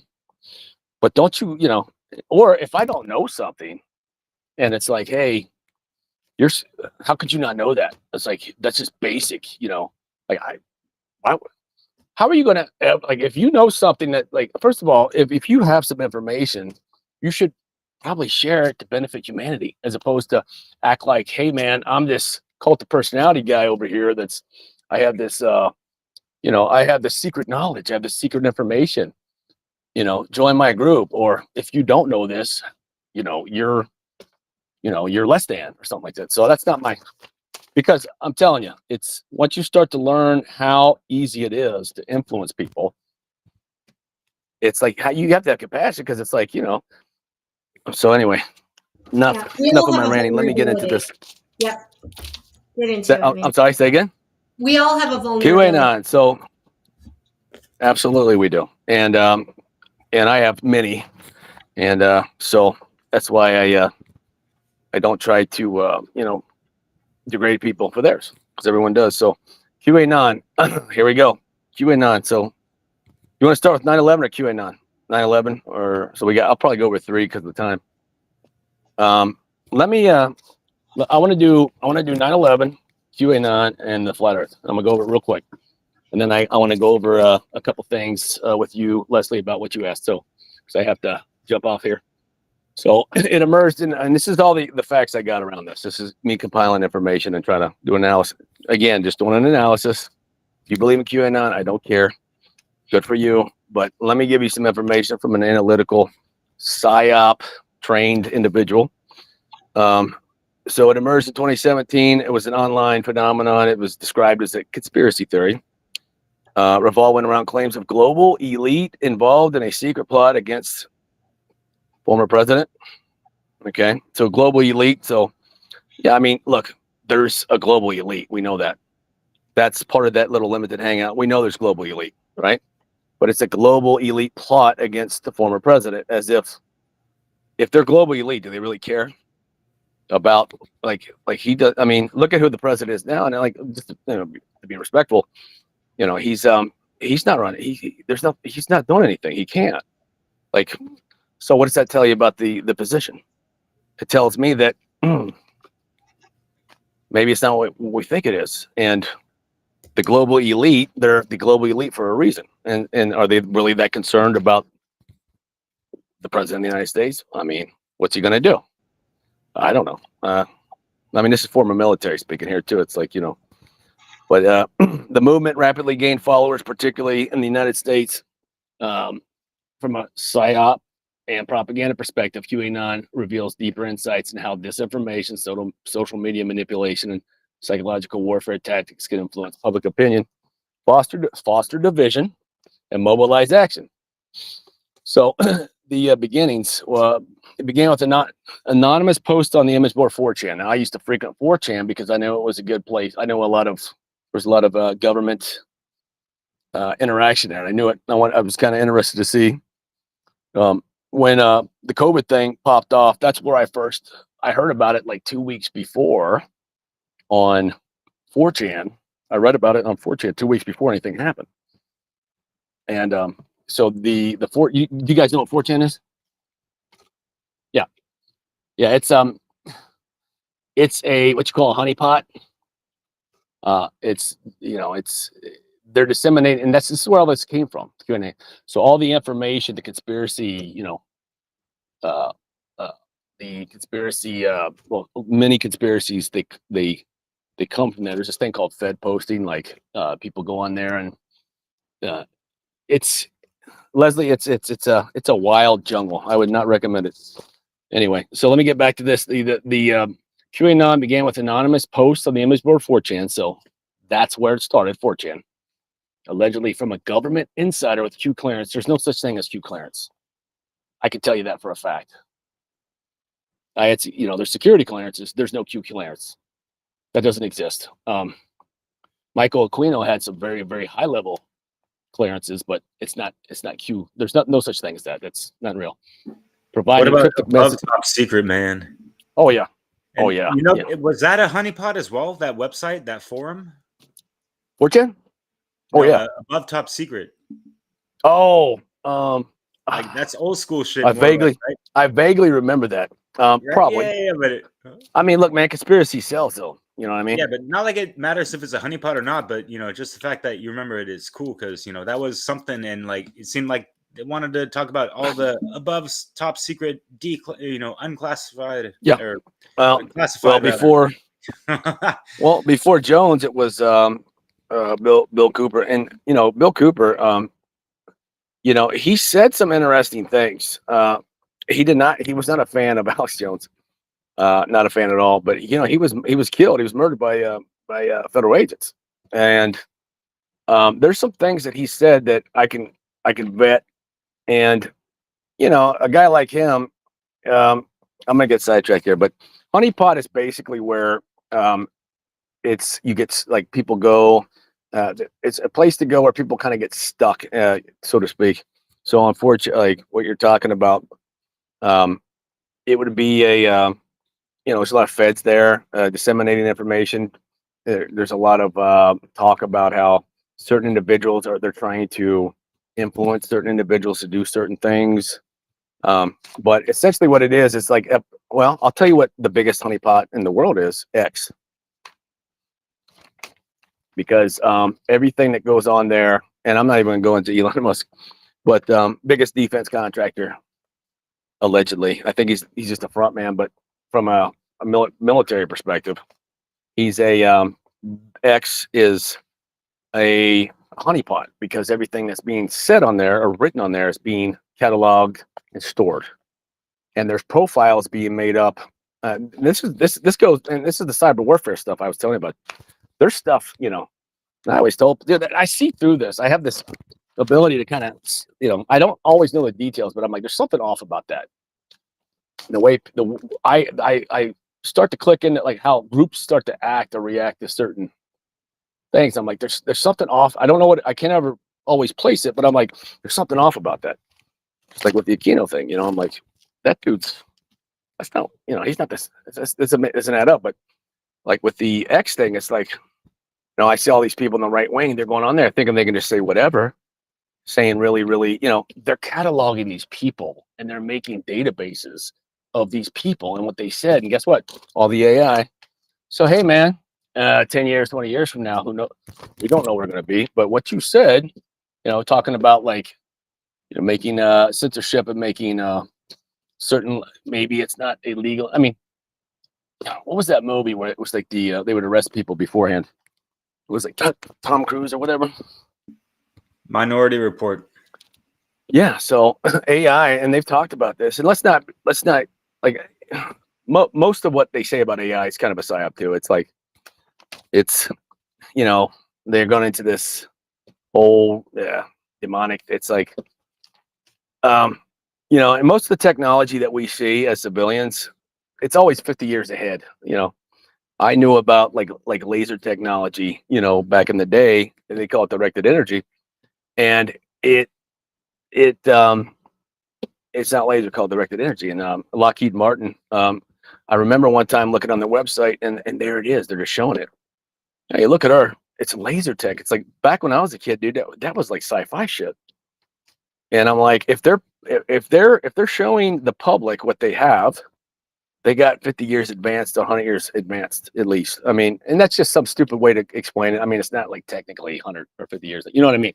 It's far more because, you know, it's crazy. And nanotech is where really what's scary. But okay, so let's talk about QAnon. Began with anonymous posts on 4chan. So the cryptic nature of Q's posts encourage readers to do their own research, fostering a participatory element. And this should these case studies, Leslie, should really click with you because, you know, you work in the mental health field and, you know, I'm trying to make my way into the Jungian analytical psychology field. But the fostering a participatory element, you know, going back to the cult sort of idea. I'm not calling them a cult, but I'm saying like that sense of belonging, that sense of knowing something other people don't, that language, that symbology, you're part of a group. I mean, you know, QAnon, a lot of people that criticize QAnon don't realize they're actually quite literally, you know, they're participating in similar sort of structures. But it's just not like, you know, maybe not called that or something, you know what I mean? It's anyway, so the cryptic nature of Q's posts encourage readers to do their own research, fostering participatory event tactic to use the illusion of insider knowledge, creating an empowered group of individuals believing they were uncovering hidden truths. Always a little bit, always a little something. Oh no, you know, there's some crazy thing they used to say. The cryptic, okay, let's see here. So the psychological appeal. So this is where you might find interesting, Leslie. It's a QAnon drew on themes common in other conspiracy theories, secret cabals, and the terminology is very important to listen to because when you start seeing people use terminology, you know, as a psyop, somebody with psyop background, when I start seeing people use a sort of vernacular, an established language, then I'm starting to look at that in a different way. So I'm like, okay, that's, you know, gangs, you know, it's very basic psychology and group deep sociology. State. When prior to like 2015, when have you heard the word deep state really? You know, absolutely. Like, and then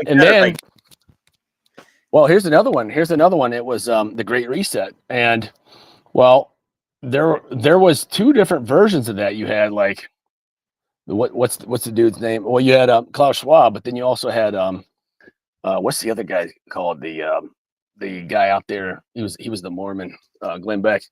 He wrote this thing too. And it's like, so I heard people talk. He wrote a book titled Great Reset, and I'm like, the people that were talking, like Glenn Beck fans talking about Great Reset, they weren't talking about like what Klaus Schwab was talking about.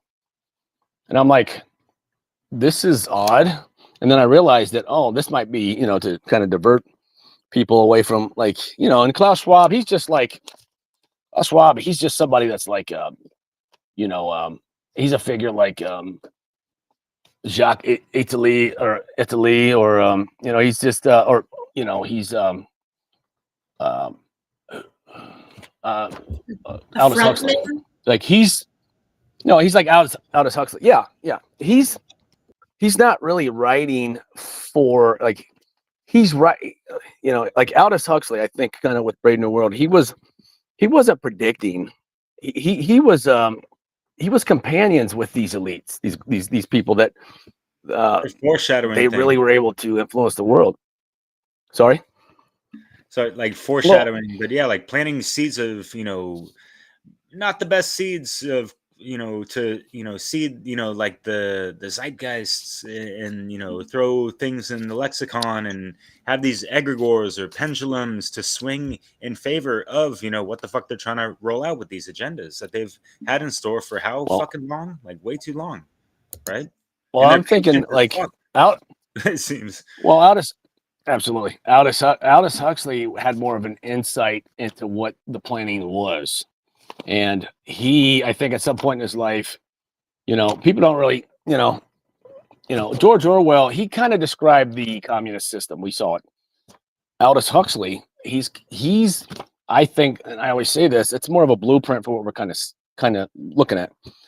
And I think that his blueprint was more of a warning because, like you said, these people plan, you know, who are these people? Well, I mean, We know who they are. There's all these different groups, Bilderberg, and there's actual legit conspiracy and actual like people coming together, like World Economic Forum, who are making plans for the movement of all people, and that's a conspiracy. And it's like, it's anyway. Let me get back to this. So, QAnon is psyop and propaganda campaign, mimetic warfare.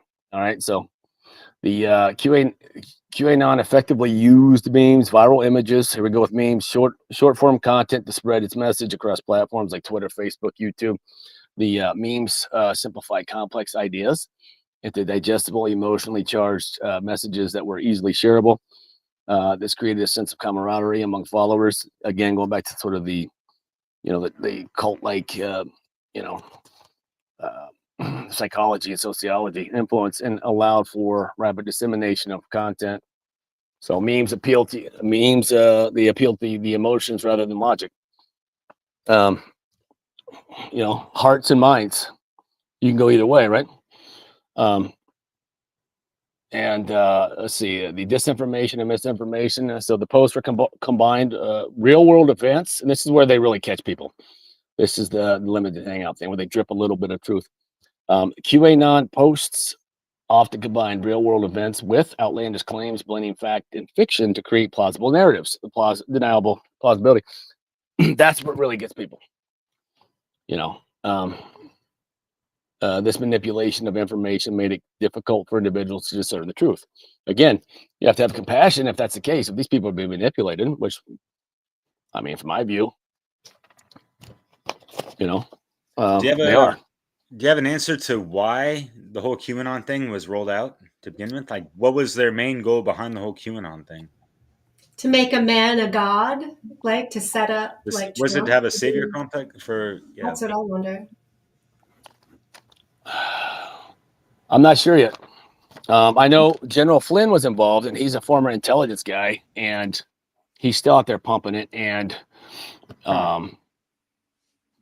I think what I think it really is. It's a pressure relief valve. I think you have a lot of veterans in this country, a lot of war-hardened people, a lot of men that know how to do war. This leads up to January 7th, which was a false flag. There were actual. I need to be careful what I'm saying. From my view, I saw legitimate dissent and legitimate. I saw legitimate. Like I saw it. We all saw the image of the Capitol Police opening the gate and coming to come on. This is the problem with the internet with these people. We have videos like that, and their narratives don't work because you have real-time footage of what's happening. Just like with the pet thing, and in Springfield, it's like people are posting things on Telegram in real time. So you have the politicians up there saying, "Oh no, this is not it." And hey, man, these people are brought here. They're probably hungry. They probably don't have nothing to eat. I'm not justifying them eating your pet, but this is where the divide and conquer, the enemy image thing happens. They are. I've seen it, and it's not deep fake. It's like, and it's. I think that the QAnon was to pressure relief valve. I think that there's a real threat with because America has been used as the, if you ever read War is a Racket and Confessions of an Economic Hitman, me being prior service military, I look at War is a Racket. Smedley Butler was a 4-star Marine Corps general. He was back in those days, 1900s. He was probably one of the toughest men. Even my grandfather. That dude he grew up during the Depression. He was he grew up hard. And those men, they don't take shit, man. It ain't like,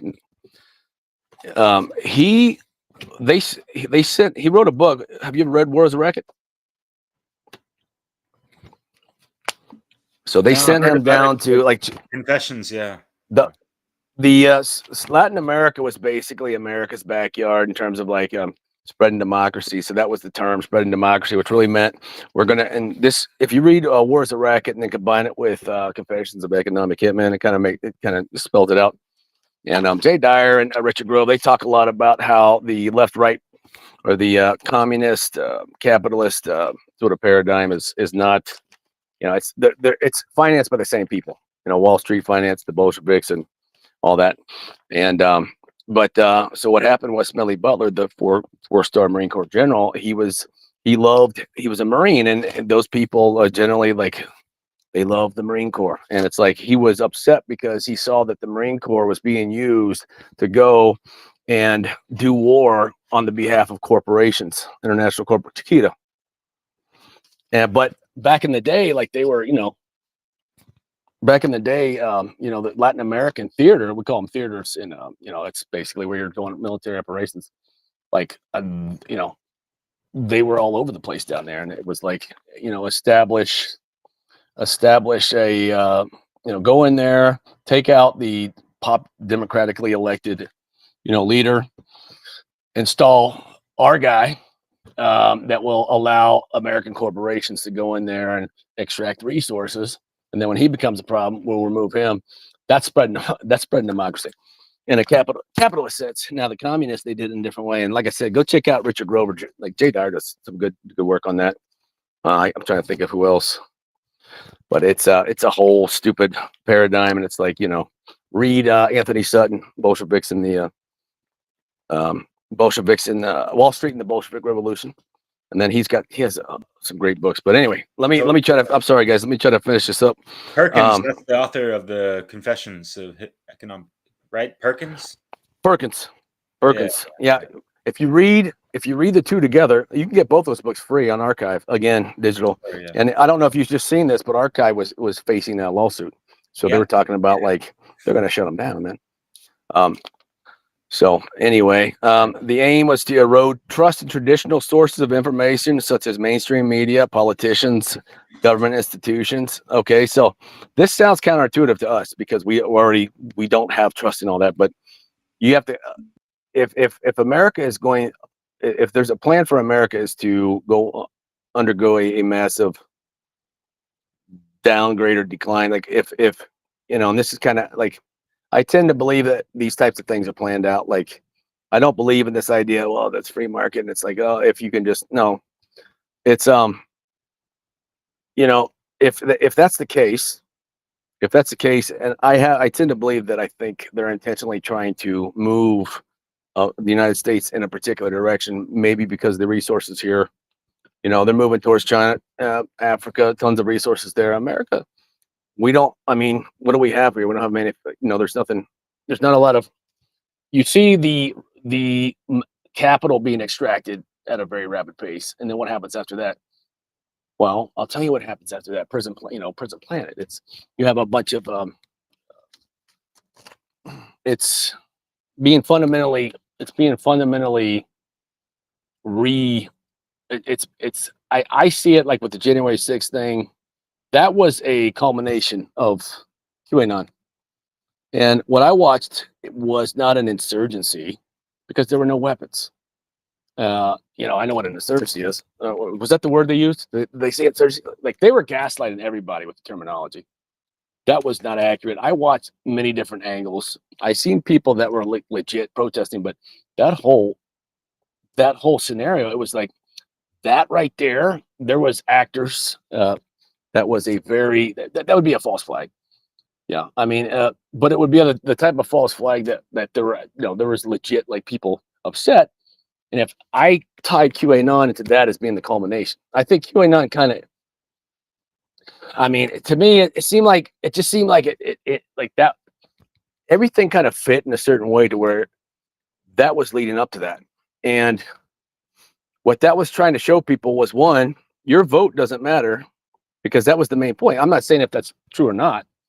I'm saying that from there, I'm coming from their narrative. The narrative they portrayed was the vote was stolen and there's nothing you can do about it. I'm not saying whether it was or not. I'm just saying that's the narrative they portrayed. And oh, look, he's a threat to democracy and all this and that. And oh, look, January 6th. And it's like, when people realize that their vote really doesn't matter, what do you think is going to happen? Like something like January 6th or a real, like, you know what I mean? So it's a pressure relief valve. It's like, it's in my view, there was there's an immense amount of like sort of bottled, there's a large amount of, things aren't the way they were, that meme ever since, I guess, 9/11, the world that you grew up in doesn't exist anymore. Well, look, man, every time I go to the store today, I'm spending 20, I could see it myself. Like everything, our money has less and less value. You go, so if the long-term situation is that there's going to be a civilizational decline in the American empire, there has to be, there's an awareness that there's going to be a certain amount of dealing with people that know how to do war that are very, very fucking angry, because everything they've been told, maybe wasn't true. That's what I'm saying. Like if you go read General Smedley Butler, if a 4-star Marine Corps general can say what he said, you're not going to get any more patriotic, gung-ho.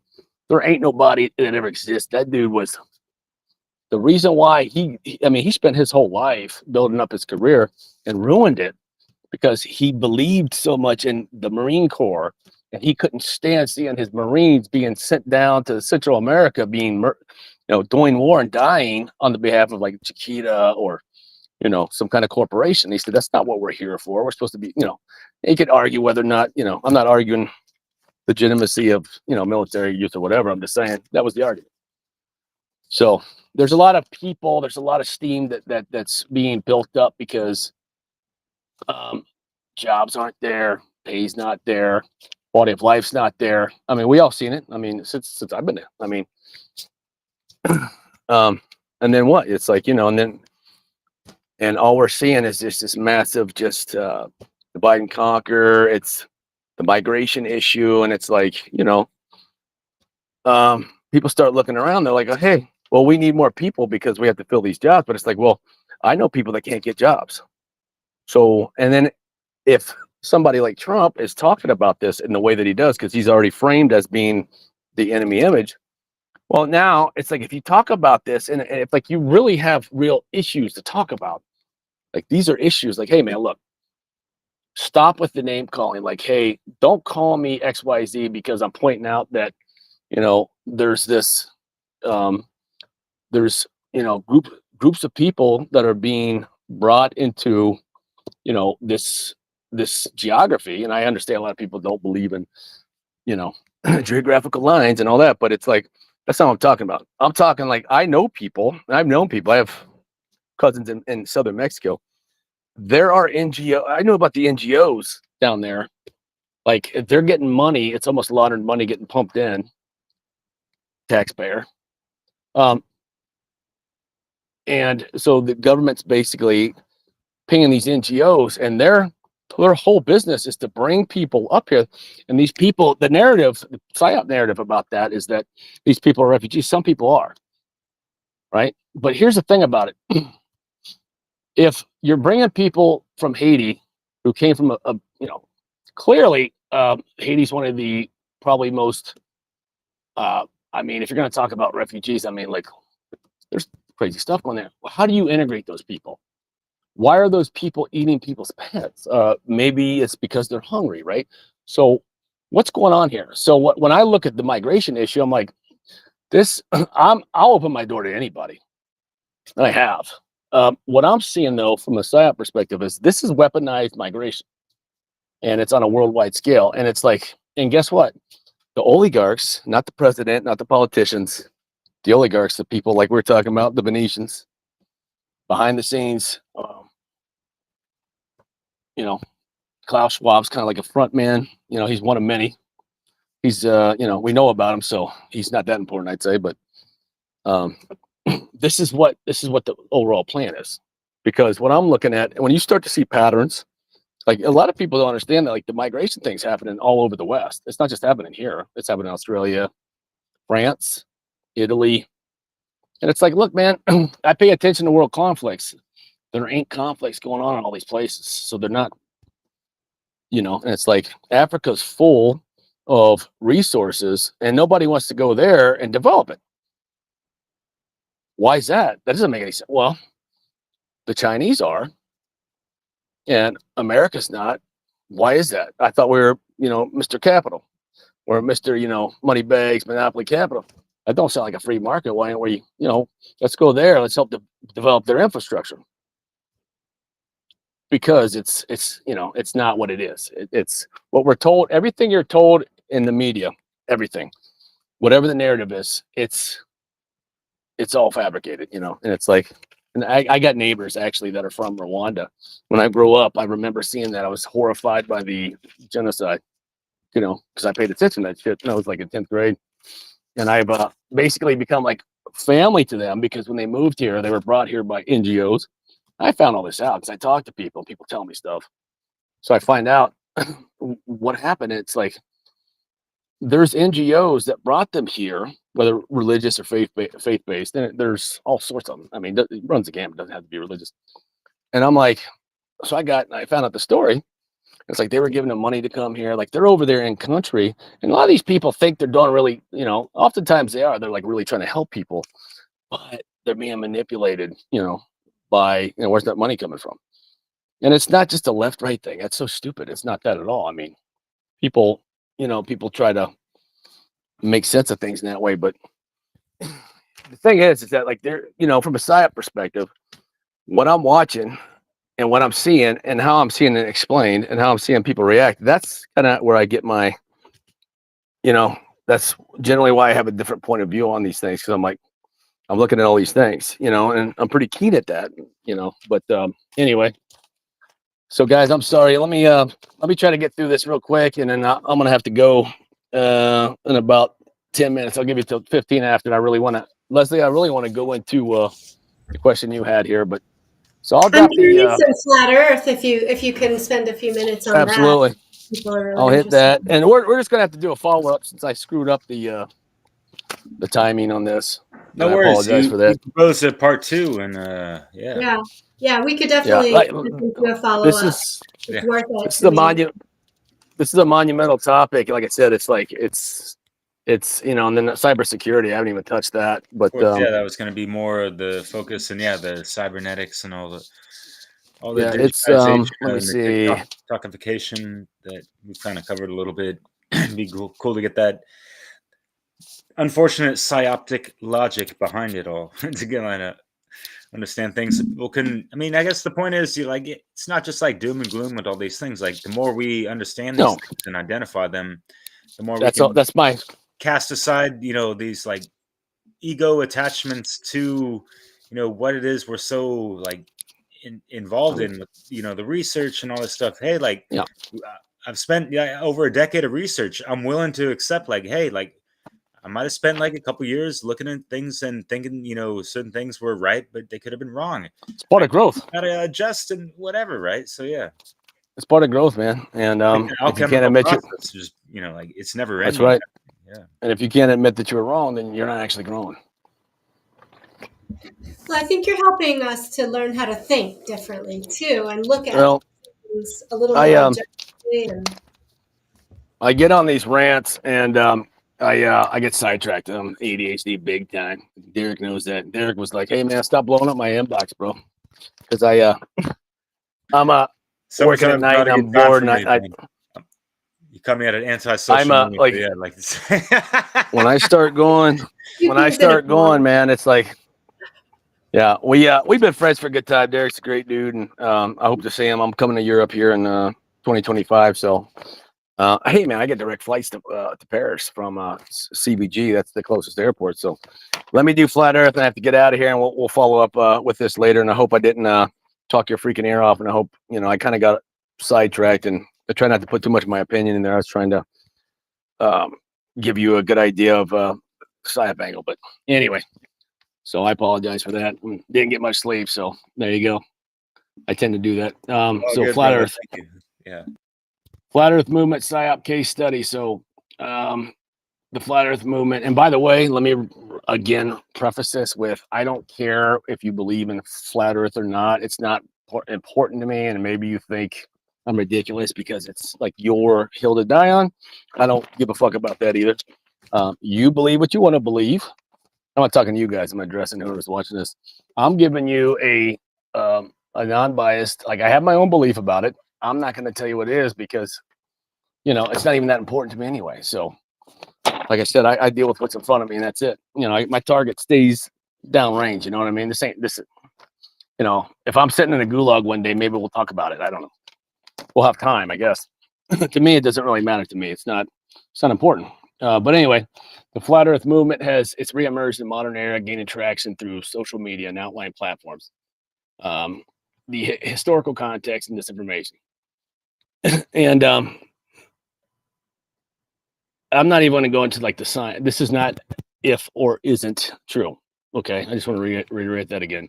Totally analytical, psychological angle, psychological psyop angle. So the historical precedents where disinformation has been used by intelligence agencies to confuse and destabilize populations. Operation Mockingbird, which I printed that out for you guys too. We're not going to get to that. Potential for psyop tactics. Here's you gotta listen up.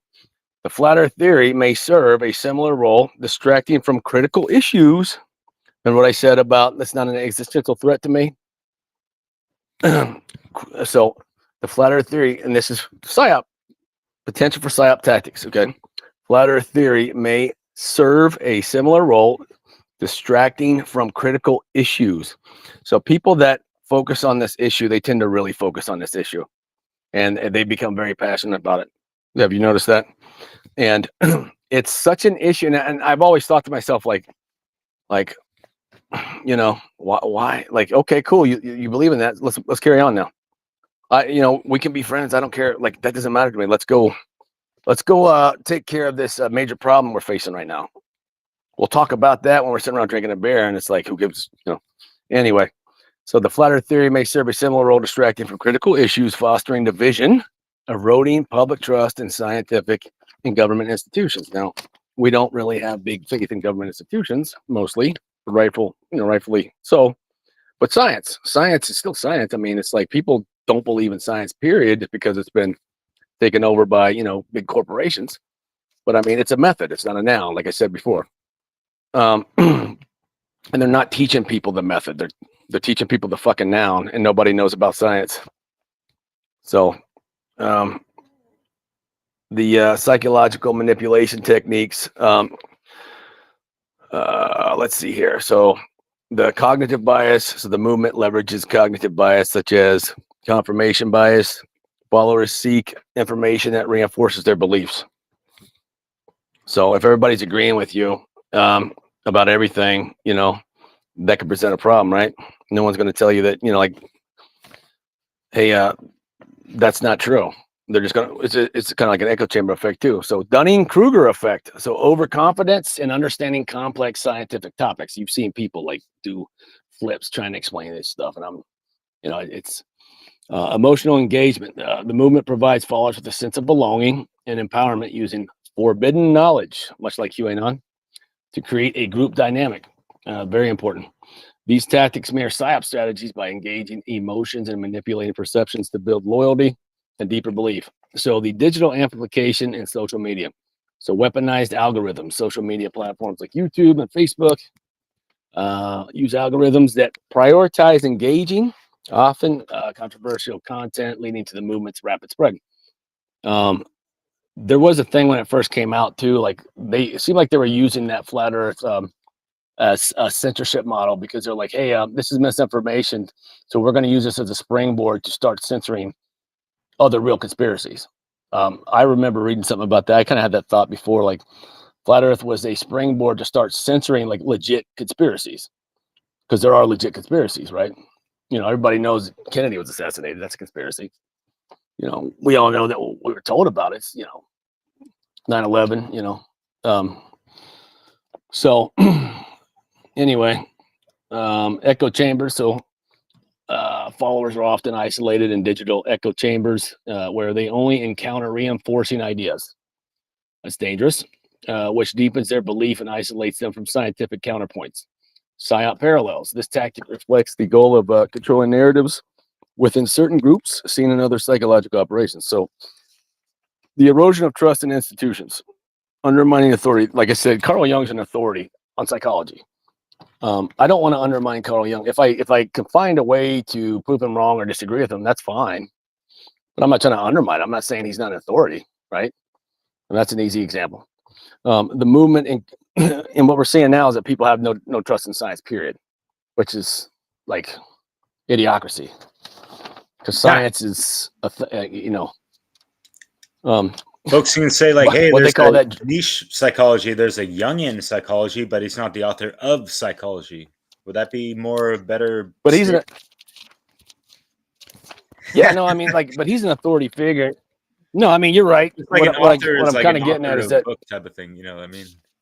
And he wrote a couple of. I mean, he's an authority figure. Like, people will just reject somebody based upon like this idea of authority. Like, you know what I mean? Just like, hey, I'm gonna reject Jung because he's an authority, meaning he's well established.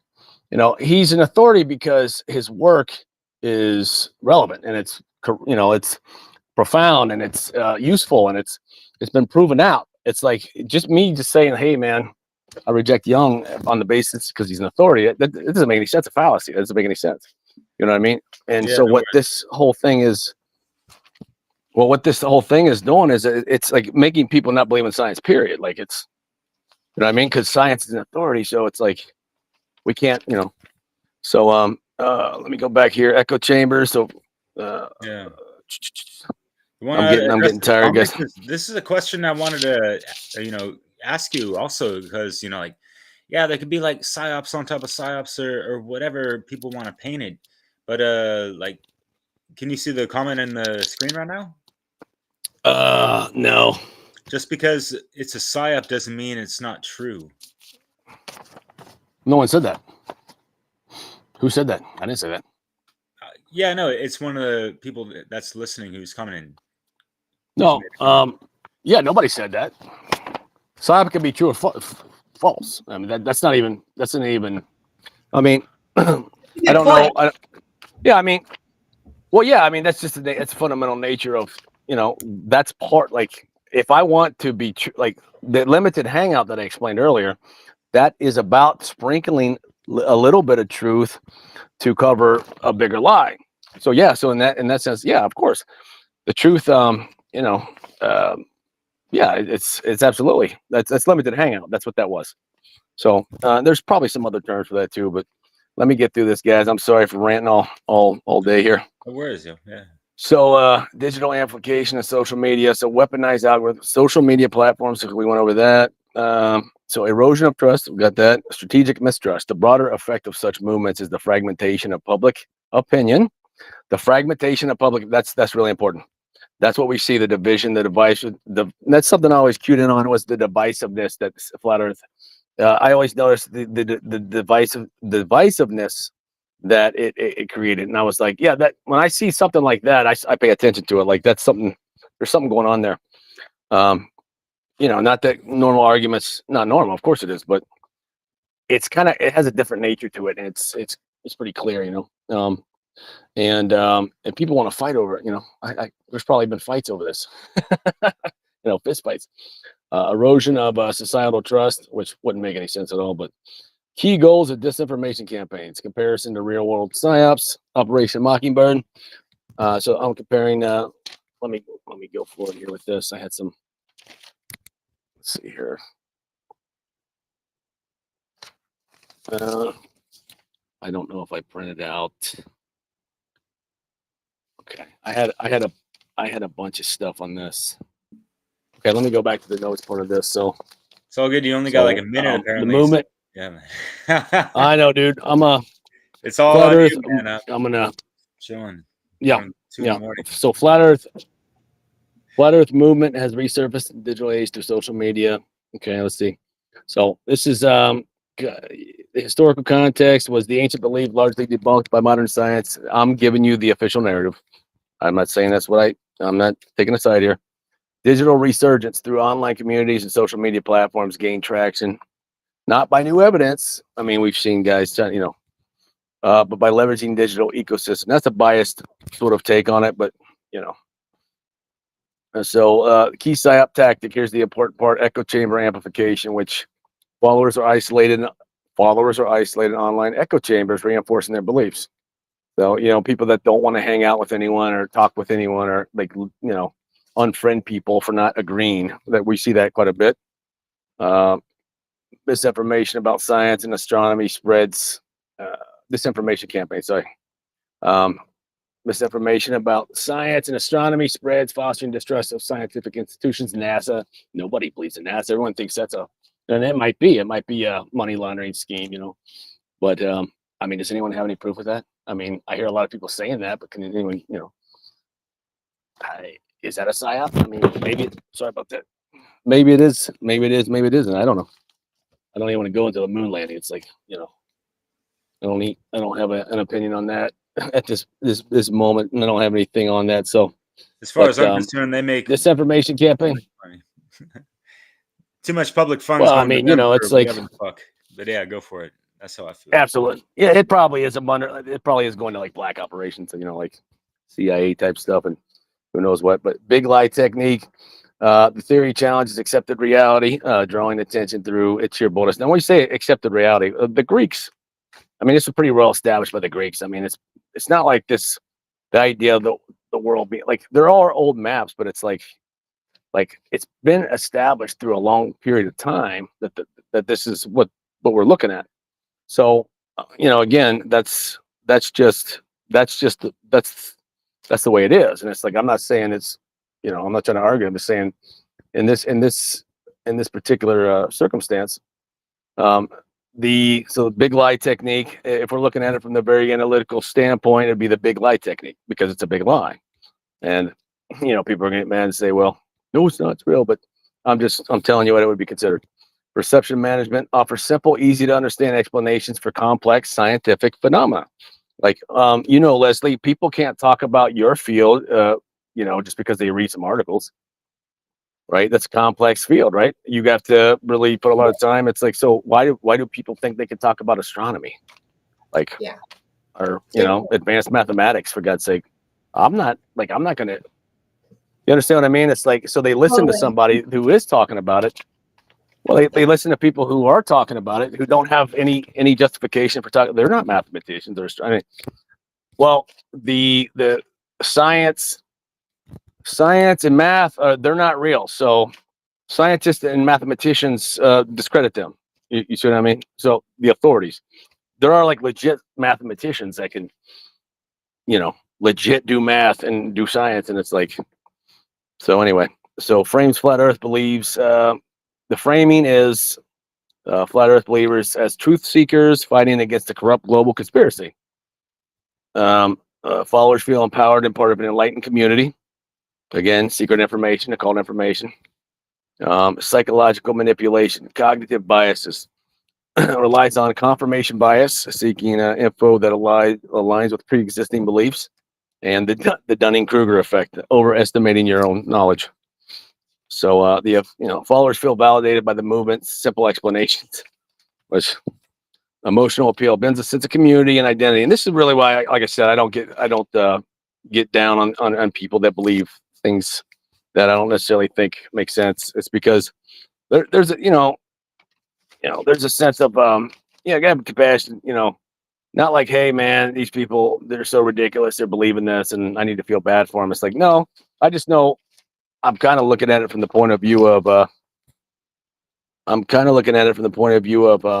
these people have been manipulated. And, even if it's true or not, they're still being manipulated. Like, it doesn't, like, the whole point of if or isn't is it's like, totally irrelevant. It's like you're being manipulated, and you're acting in a particular way as a result. And it's like, it seems like that's exactly what the outcome was, It's on both sides. The manipulation is on both sides, though, right? Because, the round earthers reacting to the flat earthers, so they're both sides are participating in the psyop, or in the result. Well, and the thing is too, though. So if exactly, and it's like, and so in this let's say we really have science that can really tell us that it is round, that is no longer relevant. So nothing is real. So it's undermining like we were saying before, like what Derek was talking about, like any trust in authorities or institutions, because they're all bad, they're all government, it's like no, Carl Jung's not government, he's not a oligarch. He's an institution though, because of the nature of his work. And that doesn't mean that everything he said is correct. It just means that a lot of what he said is correct, and he made findings that were altered the whole face of psychology. And so there are scientists that are able to do that as well. Pythagoras. I mean, but every single scientist, like everything is being questioned, is what I'm saying. Like, this is how I feel it really goes. You can't, going back to what we were saying, Derek, it's like you can't have any belief in anything. Nothing's real. Everything's subjective. There is no truth. And and it's like science isn't real. And if you understand, like, again, it's not even about one or the other. It's just looking at it from, it's like, well, now people don't believe in what do people believe in besides that? Well, everything's a conspiracy. Everything's a psyop. No, it's well, not. I think there are people who believe in the scientific method and trust science, but they don't trust the institutions anymore. So it's taken away, Exactly. Yeah. People's trust Absolutely. in anything that NASA says. Or whatever. That's why I like to say it's a.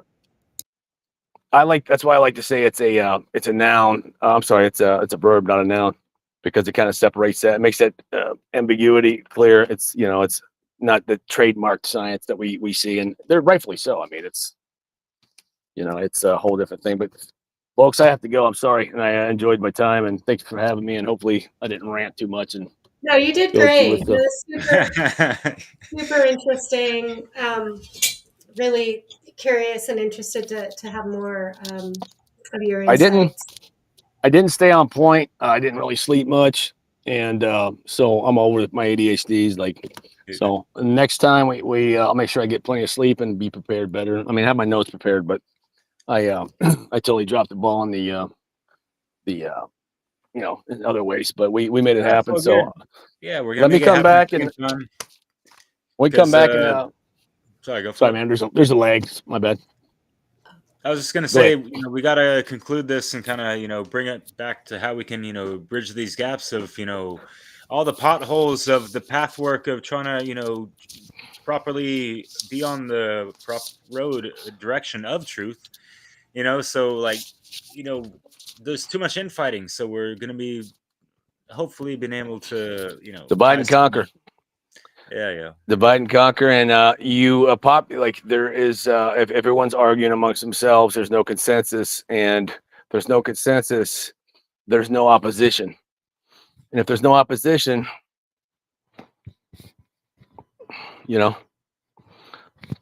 so I mean, but anyway, I have all this. I have so much to go through, and we'll try to get over that. So anyway, we'll reschedule and take it from where we left off. Looking forward to that. Thanks everybody for tuning in, and keep an eye on our Dissolving the Divide channel, because we'll have more good stuff.